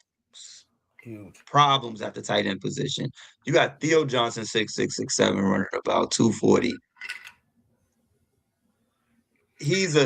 If he can live up to his size and attributes, basically a fucking Tony Gonzalez just running wild. You know what I'm saying? But he don't got the hands. Hopefully he can fix that shit. And the ball machine's right there. Fix it. But Isaiah Likely is definitely a dog. Yards after catch. Really great hands. Those 2 and Patrick Ricard at the fullback, we already know what we're doing with Scatterboot in the backfield, Patrick Ricard. Those guys on the line blocking. We're going to be a run-first team. And then the play action is going to be amazing due to the people that we now have. We have to drop Slayton. I'm looking forward to getting rid of Slayton this year. Malik Davis will be back. In the draft, we have to address the draft at wide receiver. We already addressed the tight ends. We're good there. We're good, and we're not good in the offensive line. I am upset at the signing of Jermaine Illumino. Upset that we kept him. He is tied for second in penalties at his position. Every time I turned around and turned on the motherfucking game, he's across the line. There goes Jermaine Illumino with a fucking goddamn another penalty. Every time. Every game. Yeah. Every other fucking goddamn possession. Jermaine Illumino. I sat there and watched that in person. False start. Like, it doesn't end. and he's good, but I can't. I could do without the penalties. But I guess they had nowhere else to go at this point. We re-signed Evan O'Neal. Not happy about that. But overall, I like where we're going. Harbaugh is going to bring us stability. He's going to bring us structure. And he brought over some good players. Even the punter. He brought over the fucking punter. Right. Like, he's brought in players that can play now. The Tremaine Edmonds from Chicago at the linebacker spot. Being that we got rid of Bobby Okereke, we're okay. So, in my estimation, I'm not going to give us an A plus, but I'm going to give us a B plus, depending on health and how these players fit into the system and how we moving forward. And for everybody who thinks just because I'm a Giants fan, I'm expecting the fucking playoffs.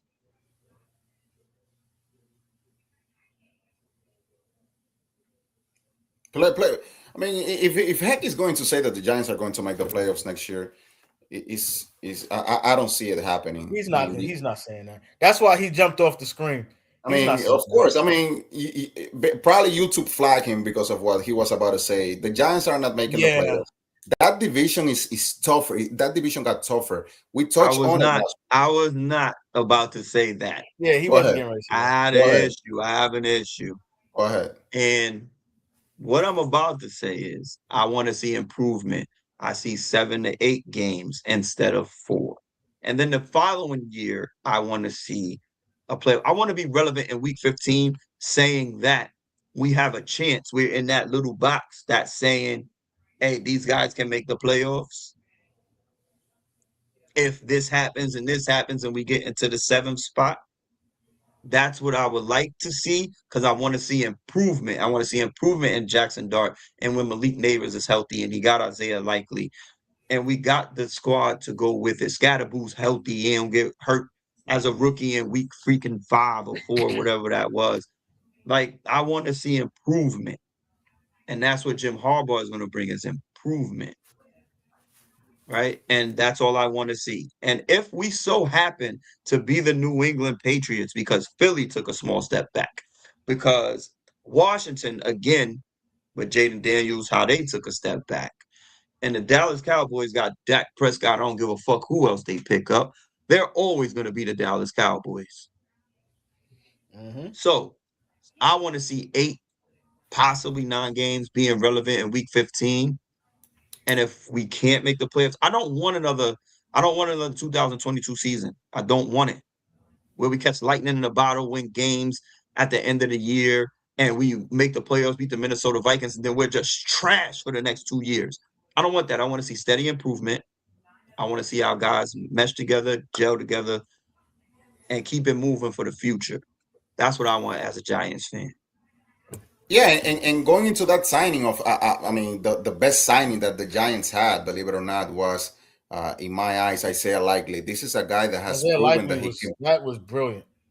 That this is a guy that has proven that he can play in the league. And sometimes you sign players not only for the immediate effect that they are going to have on the field, but also in their surroundings. So having Isaiah Likely on the squad now is going to indirectly help Theo Johnson, which we spoke about last week. Theo Johnson is a freak of nature. This is a guy that has a skill set that is comparable to Aaron Hernandez, to piece to his soul, but without the hands. If Theo Johnson can learn the craft, the ethic, and the workload from Isaiah Likely, that guy is going to be a special player in the NFL. So Isaiah Likely, that's an under the radar, not under the radar, but rather a sneaky move the Giants made that I liked a lot, similar to what the Jets did, as I mentioned previously with Minka Fitzpatrick.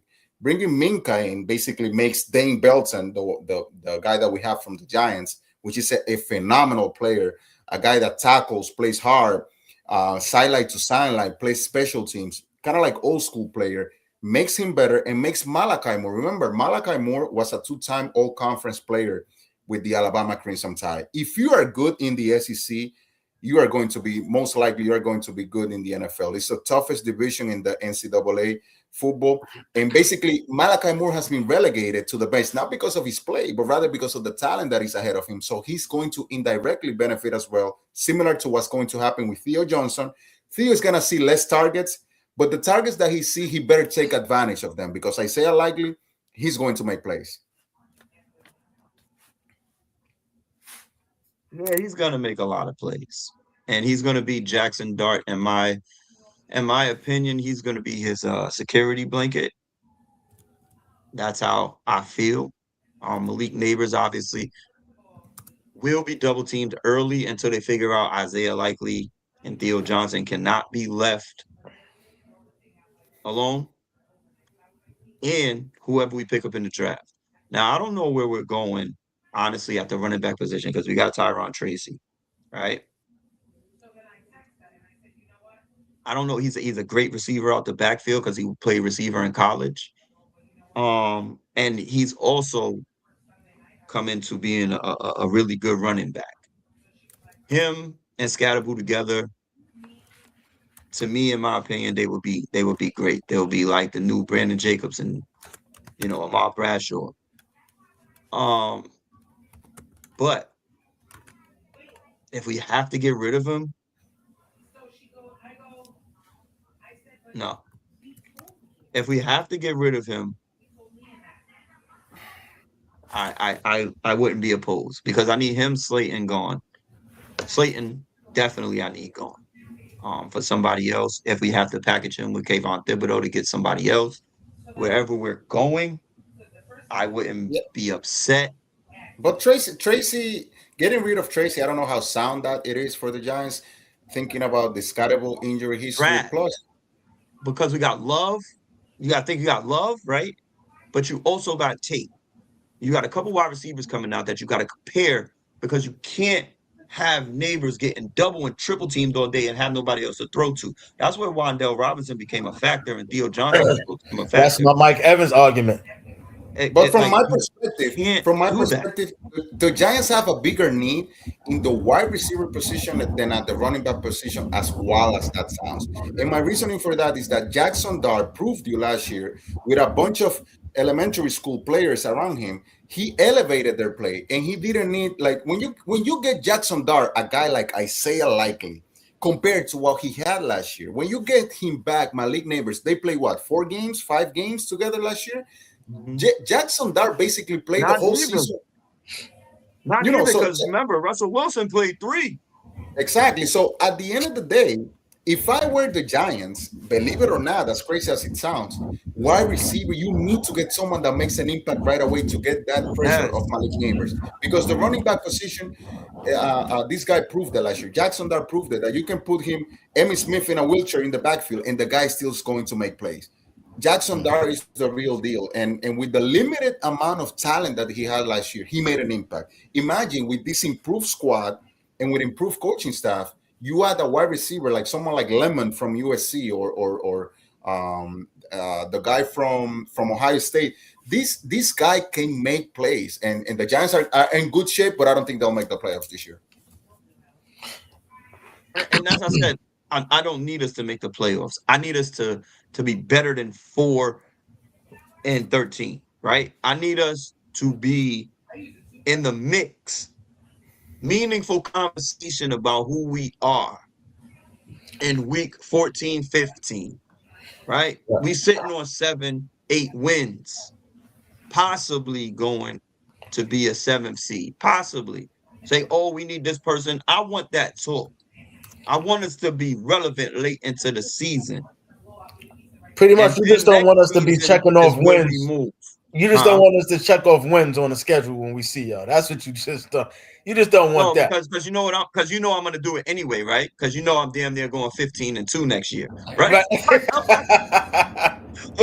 All you it want off, from the I'm Giants, checking off all the shit. Because I had us going 11-5, like 11-6 this year, right? And I checked it up, and guess what? We actually lost 5 games where we are up by 10, or 14 points, and we lost those games. Lost them. You feel what I'm saying? All you So want we had winnable games, dog. Like, from the Giants is similar to the Jets. All you want is to see them in the hunt graphics when you're watching that game on Thanksgiving. Like at least you're in the hunt, not even in the playoffs, but at least in the hunt, like a 6-7 games, 6-7 wins going into mid-December, but you don't want to be eliminated by Halloween, which is a nightmare. So at the end of the day, exactly. out of both New York squads, because remember, New York is the biggest sports media market in the world. It's similar like when the Knicks do good, the NBA does good. So when New York teams do good, leagues in general do better. All the attention is there. I think both teams are going to improve.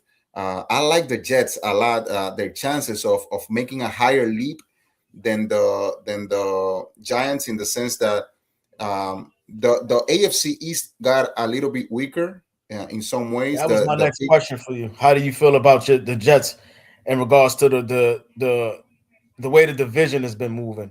The Whoa, division. whoa. You said the East got weaker? I will explain why. So at the end of the So day, with the emergence of the wide receiver that happened for Buffalo? okay. So here's my reasoning for that. Since 2018, every Super Bowl team that lost didn't make the playoffs next year. So you see the Patriots trying to bring Kevin Byard from the Chicago Bears. They bring in Romeo from the Green Bay Packers. They are trying to stack those weapons because they know that it has been a trend that the team that loses the Super Bowl does not make the playoffs next year for some reason. I don't know what kind of voodoo is going on in there, but it has been the trend since 2008. Now, when it comes to the Buffalo Bills adding DJ Moore, which we elaborated on last week, remember, they had Stephon Diggs, and basically they were the same team. So at the end of the day, I don't see the Bills making such a leap just by adding Moore. Are they a good team? Of course, but they didn't make a leap that makes you go like, wow. All of a sudden, the Buffalo Bills are the cream of the crop in the AFC. And when it comes to the Miami Dolphins, we can't say Chicago made a huge mistake and then the Buffalo Bills pick them up and they're not going to be better. Because who was he throwing the ball to? Who was his security blanket last year? I did not say Who the was Buffalo his Bills. number one last year? Okay, so I did not say that the Buffalo Bills became worse or are not better, but rather that this is something that has precedence. Like when the Buffalo Bills I think they've come a little bit more vulnerable. I don't think they. and when the Buffalo Bills picked up Stephon Diggs, it was a splash because they were like, "Oh my God!" Now Josh Allen has someone to throw to. I mean, Josh Allen at the beginning of his career, he didn't historically he hasn't had like at least two wide receivers that have been like Pro Bowl caliber. DJ Moore is going to make a difference, but it's not going to make such a difference that make the Buffalo Bills way over than what they have already been. That's what I'm trying to say. The Chicago Bears is different because taking away DJ Moore from Caleb Williams is going to hurt. Oh, we muting? No, he's not got muted. Hold on. Can you hear me? No, yeah, you went mute for a second. DJ Moore being subtracted from the Bears is an extreme loss, like we said last week, because Caleb Williams just had the best season of his young career. Adding DJ Moore to the Bills is basically the same, equally or less than when they added Stephon Diggs. The team was good. The team was going to make the playoffs, but the Buffalo Bills are not scaring anyone just by adding DJ Moore. And at the end of the day, when you look at a team like the Dolphins with all the coaching changes, the QB uncertainty and all of that, the Jets, they bring in Malik Willis, which with a limited sample of 6 games, they gave him top-notch money like we spoke last week. The Miami Dolphins? The Miami Dolphins bringing in Malik Willis is not going to help. What's that? The Miami Dolphins bringing in Malik Willis is not going to help. Exactly. So at the end of the day, out of all those teams, believe it or not, all bias aside, I think the Jets had the most logical, sound, and business savvy moves in the division. The Patriots, let's not forget, they had the 8th easiest schedule last year since 1970. So basically, I'm not taking anything away from the Patriots. So be it. They're fans and they're whining, whatever. But they had an easy schedule, which they won this year. You can't do that. Like, all right, so I gotta stop you for one moment, son. I can't like every time people say people got the easiest schedule, somebody's going to have the easiest schedule year after year after Of year. course, The of course. problem is, do you beat those people in the Not us, easiest not us, schedule? not us, not us. Not us either. Not the Giants either. You know what I'm saying? We And we never have an easy almost, schedule. almost exceeded expectations, right? By being up by 10 with the second or first hardest schedule in the NFL, being up by 10 and 14 on five of those teams that we could have beat. So, like, we can't say the easiest schedule. Like, I hate that when people say, yo, they had the easiest schedule. Did you beat the easiest schedule in front of Okay, you? Because so here's my premise from. so the I do not playoffs give you an easy schedule, right? When I you do make the not take. playoffs, You have to win the games, and it doesn't matter if you play the Chiefs or if you play the Arizona Cardinals. You have to win the game. Any given Sunday, anybody can beat you. I'm not taking anything away from the Patriots, but what I'm saying is similar to what happened with the Washington Redskins, which they have the 12th easiest schedule, and we spoke about it last year. Heck, I said at the beginning of last year, the Washington Redskins are not going to make the playoffs. They had a horrible season. Why? Because they did not have the same intangibles thank you for checking surrounding their in. schedule, their squad, their home and away games that they had, and they had a bad season. I'm not saying the Patriots good for them. They won their games. But what I'm saying, they will not have the same intangibles in their favor that they had last year in a division that with the Bills adding DJ Moore, the Jets getting a stronger squad, the Dolphins, I don't know what's happening there. The Patriots last year were not in a lot of people's card to make the playoffs, and they exceeded their expectations. I don't see them again winning 12, 13 games. It's not going to happen. And going back to the first fact that I gave, since 2018, no team losing the Super Bowl has made the playoffs. So when we bring up the fact of the easiest schedule, it's basically trying to imply that sometimes teams get more favorable advantages and intangibles in their schedule, in their squad, injuries. For instance, nobody wanted Malik Neighbors to get injured last week. Now, who knows what the Giants can do with a healthy Neighbors and Likely and Scottible and Dart. So there are intangibles that work in teams' favor sometimes. And I don't know if the Patriots are going to be able to repeat all those I wouldn't say gifts or luck, but all those opportunities in their favor that they had last year. That's, but that's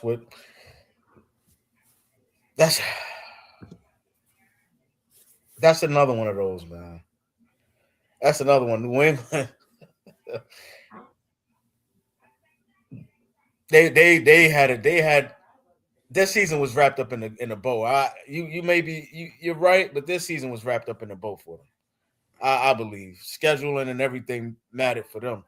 I mean, you still got to go out and win the games, right? So it really schedule is one thing, but it does look different when you have consecutive weeks where you're playing teams that are not even sniffing For playoffs. instance, when you look at the Patriots that they had to when they had to play Stidham instead of Bo Nix.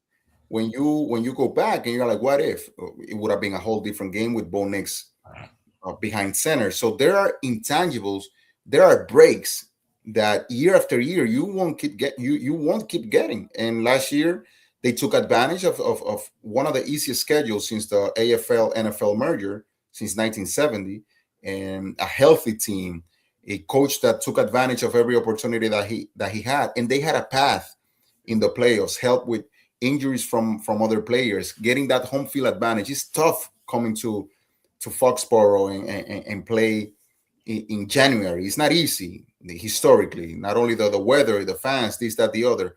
So, like replicating all those factors, it won't happen. Similar to the Washington Redskins that looked so good in 2024, going 12-5.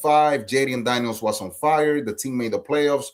Uh, it's tough to replicate those type of seasons. And I'm not saying the Patriots are gonna go 3-14, but I don't see them we everything kind of like leveling out, teams getting stronger, so many pieces which we didn't touch a lot today on the free agency moves so far. So many pieces moving around. The AFC teams got stronger in the AFC. Yeah, it's a lot of things that happen. Tua, and Michael Penix, like that QB battle. There's a lot to talk about. We have the draft coming up in April, so we can keep moving and focusing on that stuff as we move forward week to week, as we will do. Like and subscribe to this sports show as we talk every week at 9:30 every Sunday morning with Ant and Eddie G. If he wants to call himself that maybe next week, he'll be somebody else. But you know, I'm Steven. I'm Steven Heck. I'm not gonna say my last name because I don't give a fuck at this point because everybody knows what I was doing. It is what it is. But one last question for you guys, because this is what I want to do next week. If you guys is down, what I'm tired of and what everybody's tired of is the LeBron Jordan conversation. So what I want to do is I want to invite these punk ass new generation people against the old school. Transsexuals.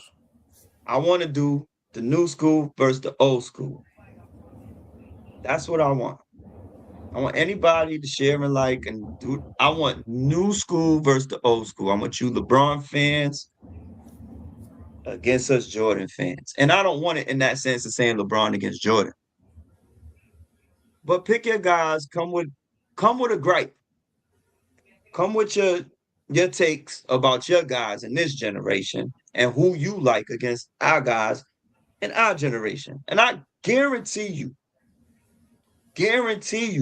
you do not win these debates. You do not win them. Because your generation, honestly, is really trash and weak. Really trash and weak. You got a little bit of skill here and there. But who's the last players? Let's just take for instance. How many times have Steph Curry and LeBron James played each other in the finals? How many times did they match up? Once 3 to 4? in the finals. In the finals, it's been 4 times. Four No, times. 4 times. 4, right? Wasn't it 4? Was it 4 or 3?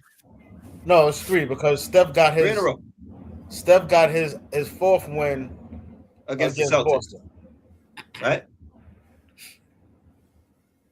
So, where was Steph's first win? It was against LeBron. What was his second win? Yeah, against LeBron. What was his third? LeBron.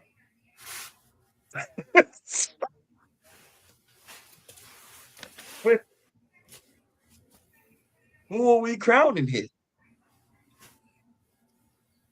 Bruh. Who really wears the crown of this generation, right? I want people to pick their 5. I'll pick a 5. Anybody, y'all come on here, talk y'all shit because y'all generation not nice. And the Y'all problem with generation not LeBron, nice, bro. and I take that back, it was exactly 4 NBA consecutive finals, 2015 to 2018, 4 consecutive one. And the problem with LeBron started in his career. In his rookie season, I'm a Knicks fan and never was a big fan of Carmelo Anthony. But Carmelo Anthony won the NBA Rookie of the Month 5 months straight in the 2003 season. 5 months straight. And he was dominant. LeBron James ended up winning the Rookie of the Year. Why? To this day, I don't know, 23 years ago. So if we look at LeBron's career, not to take anything away from the man, he's a 1 in a million specimen of athleticism and all of that. But one of my main arguments that I've always utilized, why Michael Jordan, which again, I wasn't a fan of him either, even more because I'm a Knicks fan once again. The main argument that why Michael Jordan will always be better than LeBron James is not only because he never lost any finals, he was 6-0 in the finals, but rather the level of competition that Jordan had in his generation. When LeBron James, when you think about him, he has lost 4 finals, and with the level of competition that we spoke at the beginning of the show in this era, at the end of the day, I mean, in, I mean that's an interesting an interesting statement. Aurum adaptis.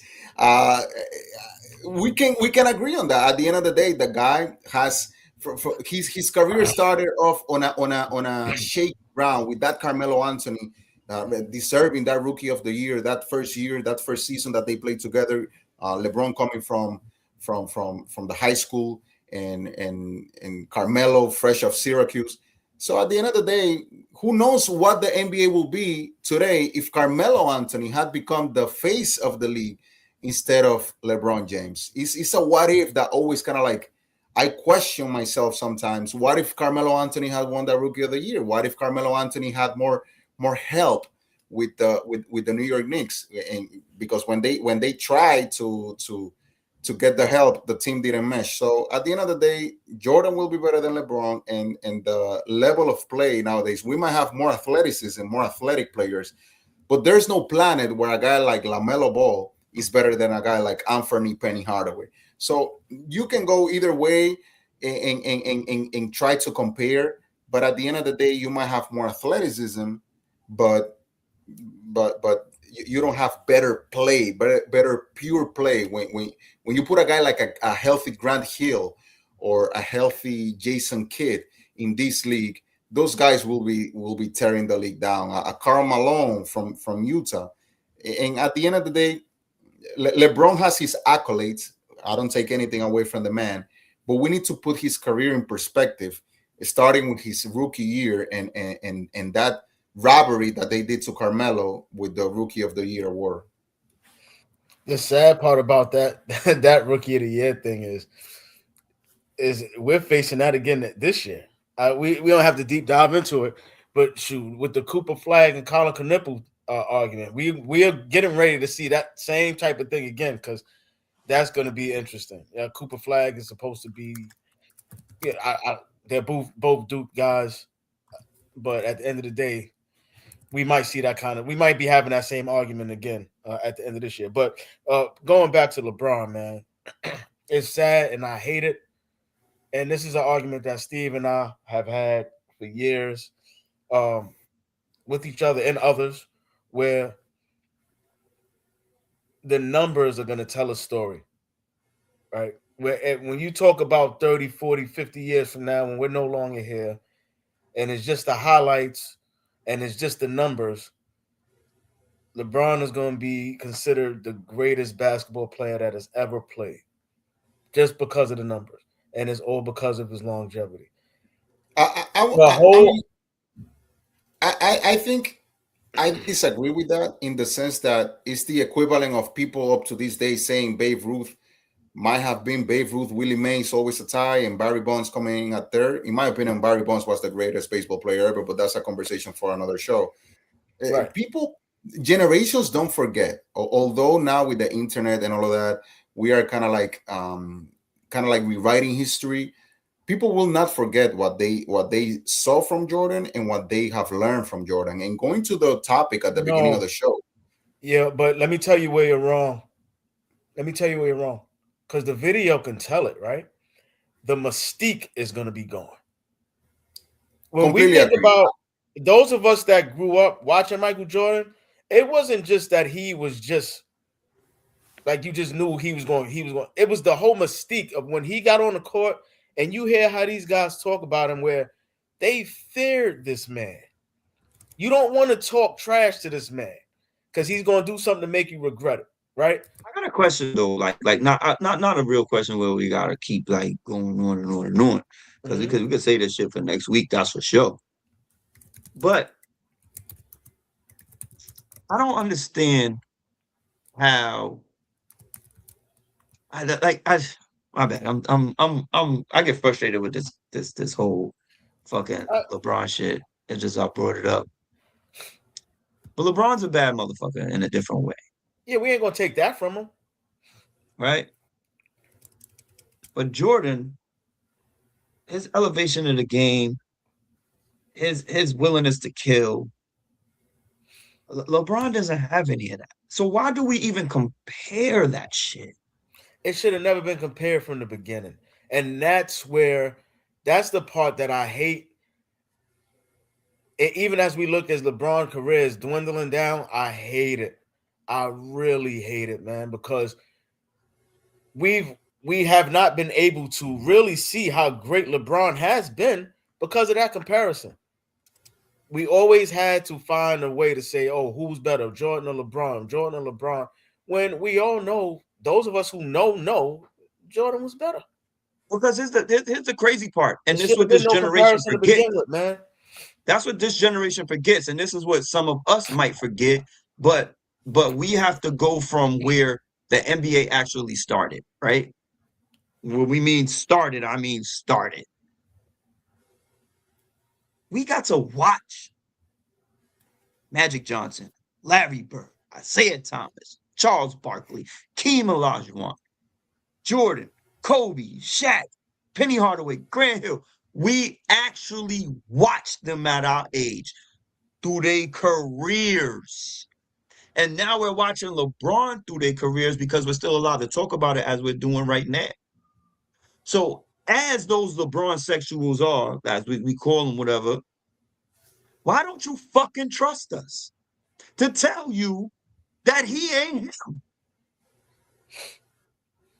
We watch LeBron's career as we watch Jordan's career, Tim Duncan's career. Tim Duncan, in my eyes, 5 rings, did what he did. He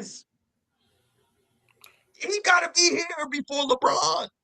Well, you got to think about The it. Those fundamental. are the same arguments we had with our elders when they told us that the GOAT was Kareem Abdul-Jabbar, Oscar Robertson, and Wilt.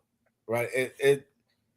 And we listened, but we was like, nah, you see what this man is doing on the screen right now? So So that's what I'm saying. So we had the Pistol Pete Maraviches of the world, right, who was doing shit. But the league was what they had 8 to 12 teams. That wasn't expanded.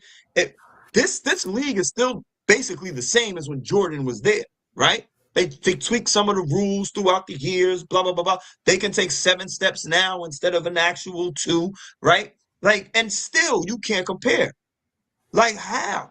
Like, The you breaking problem, the records problem that with you really LeBron, wouldn't break at this time, huh? the problem with LeBron is that Allen Iverson, the answer, came into the league and nobody asked him to replace Jordan. Although, I mean, with the crossover move, which is an iconic image that we have from that era, when playing in Philly, he basically broke Jordan's ankles, etc. But there wasn't this like forcing on the fans of the replacement. The same with Kobe Bryant. Kobe Bryant came into the league as a supporting cast member of those Lakers team that robbed the Kings and the Trailblazers. But that's a topic for another show. So at the end of the day, with the void, I mean, Jordan playing with the Wizards in 2002, and the void of that phase of the league with the hype around LeBron, I think that's how we got into this mess of that we have at the moment. That's why I use that what if moment. If Carmelo Anthony, again, I'm not Carmelo fan, I'm a New York Knicks fan. But what if Carmelo had won that Rookie of the Year? What if Carmelo had won that MVP? What if Carmelo had won anything in Denver? How the shape, the image of the league would have changed. And going back to that point, I don't think it changes it. Of the LeBron and Jordan, when when we began the show, we were talking about the Bam game, and I remember in the 1980s, before the Jordan era, when you had guys like Dominic Wilkins with the Atlanta Hawks winning the scoring title with 27, 28 points a game. When you had guys like Bernard King with the Knicks that he used to light it up, putting 35 points while the Knicks score 80. The game will go 80-78 Knicks Pistons. So the league, the talent of the league has increased. We can't argue that the players are more athletic. The talent is up, but the play itself of the league collectively is just trash. It's extremely trash because numbers don't hold the weight. You when LeBron put up all those points, do you think all those points from LeBron, in my eyes, matter more than the points put up by a guy like Charles Barkley playing at 6'6"? Getting 14 rebounds, guarding the center sometimes of the other team? Of He course wasn't not. even 6'6". 6'4" is debatable. Mm-hmm. So At the end of the day, like I said, this LeBron Jordan debate is an extremely flammable topic. But that's the main premise that I utilize, that the level of play in the league, the competition, not necessarily the talent. Those guys were playing with Converse and playing with their gold chains and coming with machetes to the games, to the courts. They were not like the most talented. When you look at a guy like John Havlicek, that guy looked like your local pharmacist. He didn't look like the most menacing player out there. When Havlicek put those Converse All-Star whites on, man, you knew what's on with the Celtics. Similar with the Lakers, guys like Michael Cooper, James Worthy, they were not like the most glamorous or sexy players, but those players, they could play basketball with a passion and play it correctly. So now we have more talent, worse play. So we're gonna take this in the next week. And like I said, anybody who sees this show, if you young, if you old, bring your takes, bring your topics, bring your shit to next week's show. Cause we definitely gonna move into it. My generation against your generation. I don't care if you 60 to 70 or if you 18 to 25, whatever it is that y'all watch y'all bullshit. So what we're gonna do is I'm gonna start something. It's gonna call the what the heck moment, being that this is the what the heck sports show. So what is your what the heck moment for the week, for this year so far? Anything that you could think of in sports that you was just like, what the heck? Like what did you not like about this year or your team? Anything. It could be anything in sports. What was your moment? We'll start with Eddie.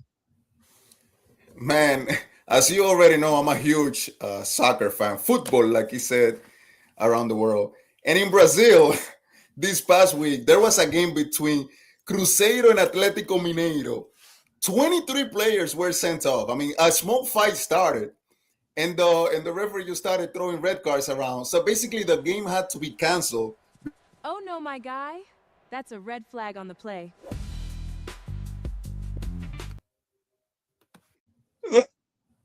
Wait. We gotta put her back and just don't mute it. What happened? What happened? You muted me? Oh no, my guy.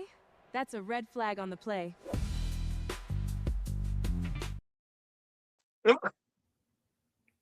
Brilliant. Can I finish my what the heck moment? Go ahead, you got man. it. You got it. Go ahead. So at the end of the day, 23 players were sent off. That's my what the heck moment of the week. The game had to be stopped. They couldn't finish the game because they didn't have enough players. This is the equivalent of having a baseball or a basketball game for that matter, and having the whole bench and the whole squad sent off, and they couldn't. It's one of the craziest moments that I've seen in my whole life watching sports, 40 years plus. Uh, Everybody got sent off. The game couldn't be finished. 23 players got red carded.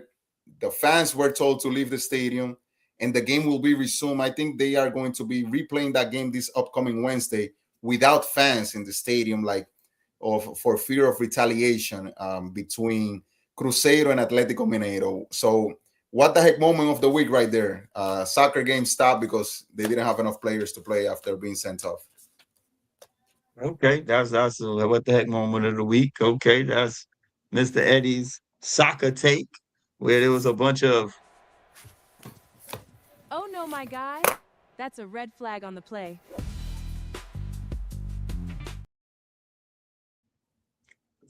red flags on the play. Right. So Nothing but red flags. you know, I mean, so I meant red cards. I said red flags, maybe. yeah, I mean, same thing. We know what you said. We know what You you know meant. what you Right? mean. But go ahead, Ant. Do you have a what the heck moment of the year, week, whatever No, that you not? I'll just go with the week, man. We talked about it. That Damn. 83 points. Yeah, exactly. Like that is the what the heck moment. Honestly, oh man, for the decade, It's really. crazy, man. It's crazy. I mean, There was only Wow. one moment that we've had in the last 5-6 years that made me feel like, what the hell is like? Honestly, Mhm. I was in a daze. Like when we found out that Kobe died. Like I was Yeah, really yeah, in a daze. Like, yo, is this happening? And it yeah. wasn't because of it wasn't because he scored 83, which once again I said 83 is 83 in any level of sports. 83 points is a lot of points, right? It was the way that it was done, man. It was really distasteful. Mhm. And both Washington, first of all, Washington, for y'all even to allow that to happen. The disrespect that they did because they allowed it. Like Y'all we ain't talking allowed it to happen. about No that. They one took it allowed it. personal. It was just like, oh well, whatever. You know, like no one took it personal, man. And I hope we never see that again. At that level. If someone earns it, cool. And the flow of the nature of the game, cool.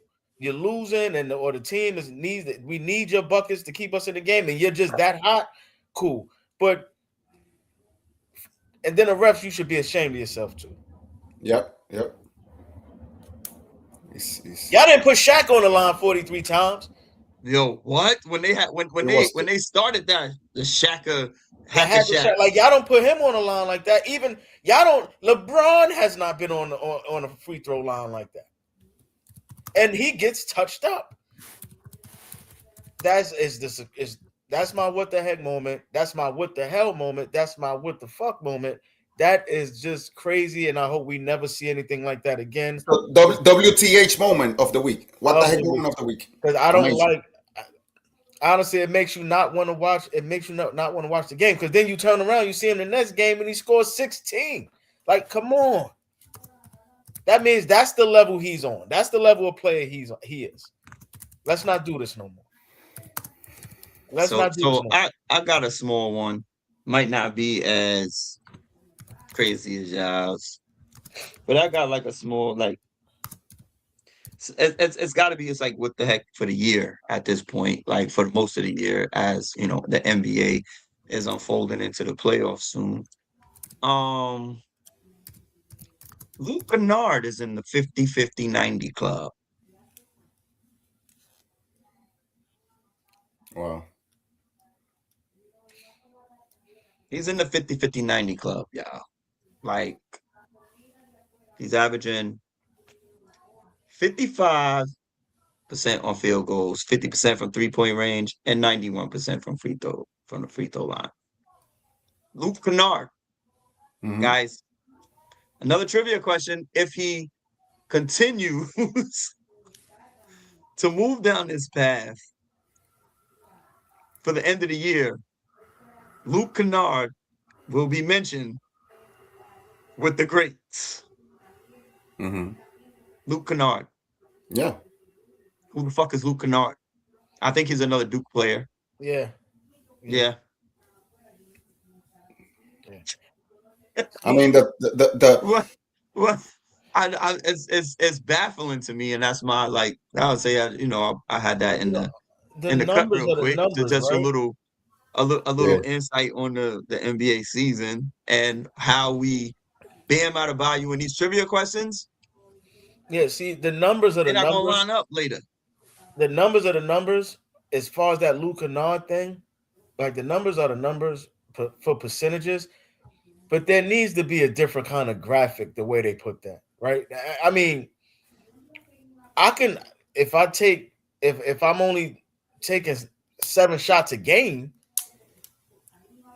those type of numbers are pretty much almost achievable, right? If you're a good shooter, those numbers are achievable.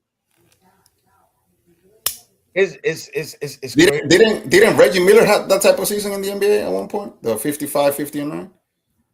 No, those numbers are like Larry Bird, Kevin Durant, I'll have to look Steph that up. Curry, Curry. Steph Curry been in the conversation. There's a couple people, but Luke Because you're Kennard, saying, well, no, because before it was actually 50, 40, 90.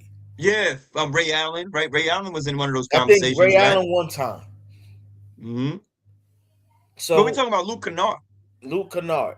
So Where where have we gone Where Like I, have we gone in you can't sport? do anything about those numbers though. It's like no way to dictate that unless they have, like I said, a different graphic as per what, right? It's 50, 50, 90 as per what, Yeah, right? Like your shot attempts, your minutes played. Like it has to be something different before you yeah. just put them up there like that. That's Reggie, the graphic that they need to find a way to kind of cut that line. Where look. you have names where where someone has to actually Google who this guy is, and then like that's like, remember we watched the 3-point contest years ago, and we was like, who the hell is Tim Legler? Mhm. Look on Right? our And then we side. watched the dunk contest that year. Who was Yeah. this dude Evans that won the dunk contest? Like, who is this dude? We ain't seen him before, and we didn't see him since. Look on So our sounds like a there has to be a graphic in a way that we kind of try to measure yeah. these names up there on these lists. Luke Kennard sounds like a dude from Mississippi that owns a car dealership, like Buick Luke Kennard or something like that. And Reggie Miller, going back to the 50-50-90, he achieved the 50-40-90. 54. That's what he said. There was 50, Yes. 40, 40, 90. 90, yeah. But Back-to-back 50, 50, seasons. 90. Exactly. Back-to-back seasons in 93 and 94. And only other 8 other players in the history have done it. Larry Bird, Mhm. Steve Nash, Kevin Durant, and Steve Curry have done it as well. So, I mean, good for Kennard, but we don't know. I mean, the guy is an unknown at this point, but it's definitely one of those stats in basketball that holds kind of like, especially in the professional side, that holds kind of like distinction. Honestly, if you're not a Duke fan, you really don't even know who Luke Kennard is. This is what I'm talking about. And he's in the club right now. Come Or if on, you're not from man. Ohio, because he broke LeBron's scoring records in Ohio. Come on, man. But as far as the NBA, I mean, there's no one that can tell me anything about what teams he's been on, what he has done. I mean, he's a good shooter. I like Luke Kennard. When we got him, I was like, good, because we need shooting. He's a good shooter. Not going to take that away from him. But because his numbers are going to be mentioned in those conversations, suck.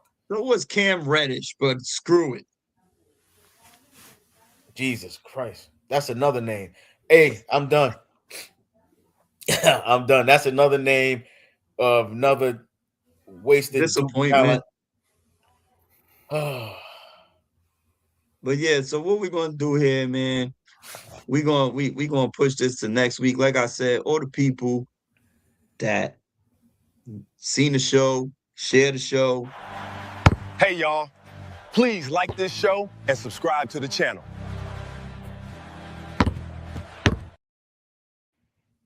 We need the youngins to come up. I want your LeBron takes. I want your fucking this generation, your LaMelo Ball in the skirt takes. I want all of that shit. I want all the smoke. Trust me. And before you You are leave, not gonna win this debate. The older heads, let's go.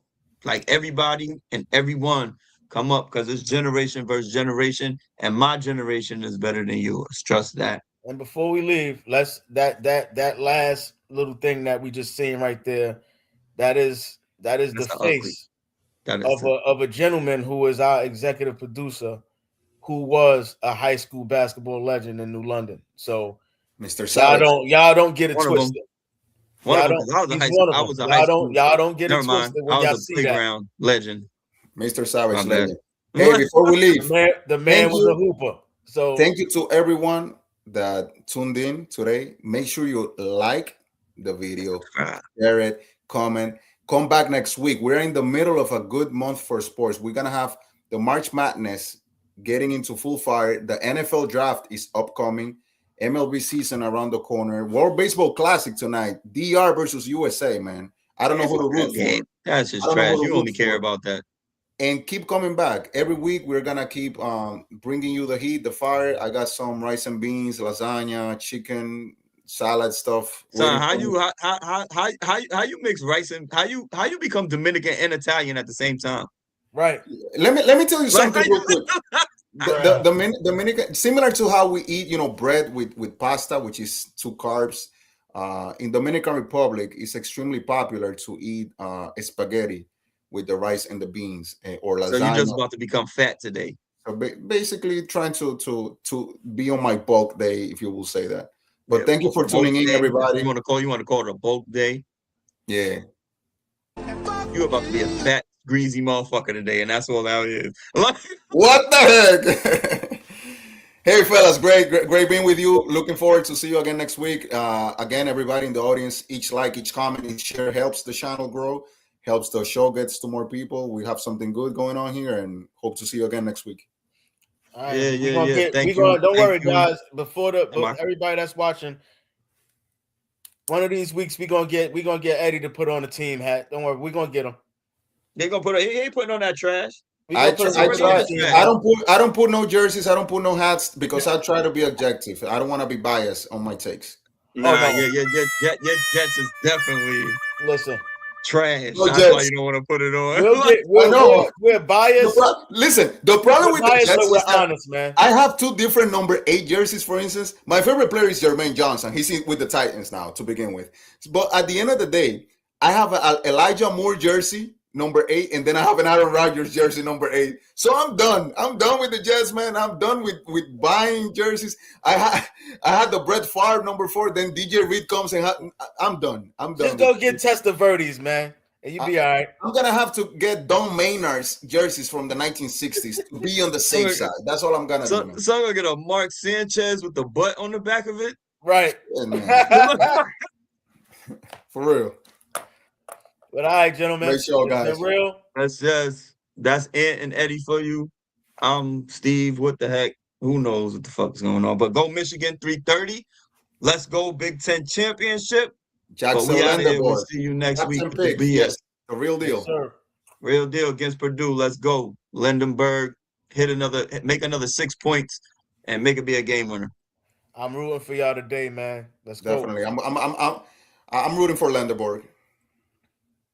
Everybody, Mara, everybody, my guy McKinney as a freshman, like don't even go down the list. We not doing that. Gail senior, we go junior, we doing it all. Let's go. But we'll see y'all next week. We're for it, hey, all of it. We want all the smoke, cause the deep bass is fire. All fact, no cap, that we desire. Let's hear what you got, don't make me call you a liar. Hey, we're for the smoke, pop, pop, pop, pop, pop, pop, pop, pop, pop, pop.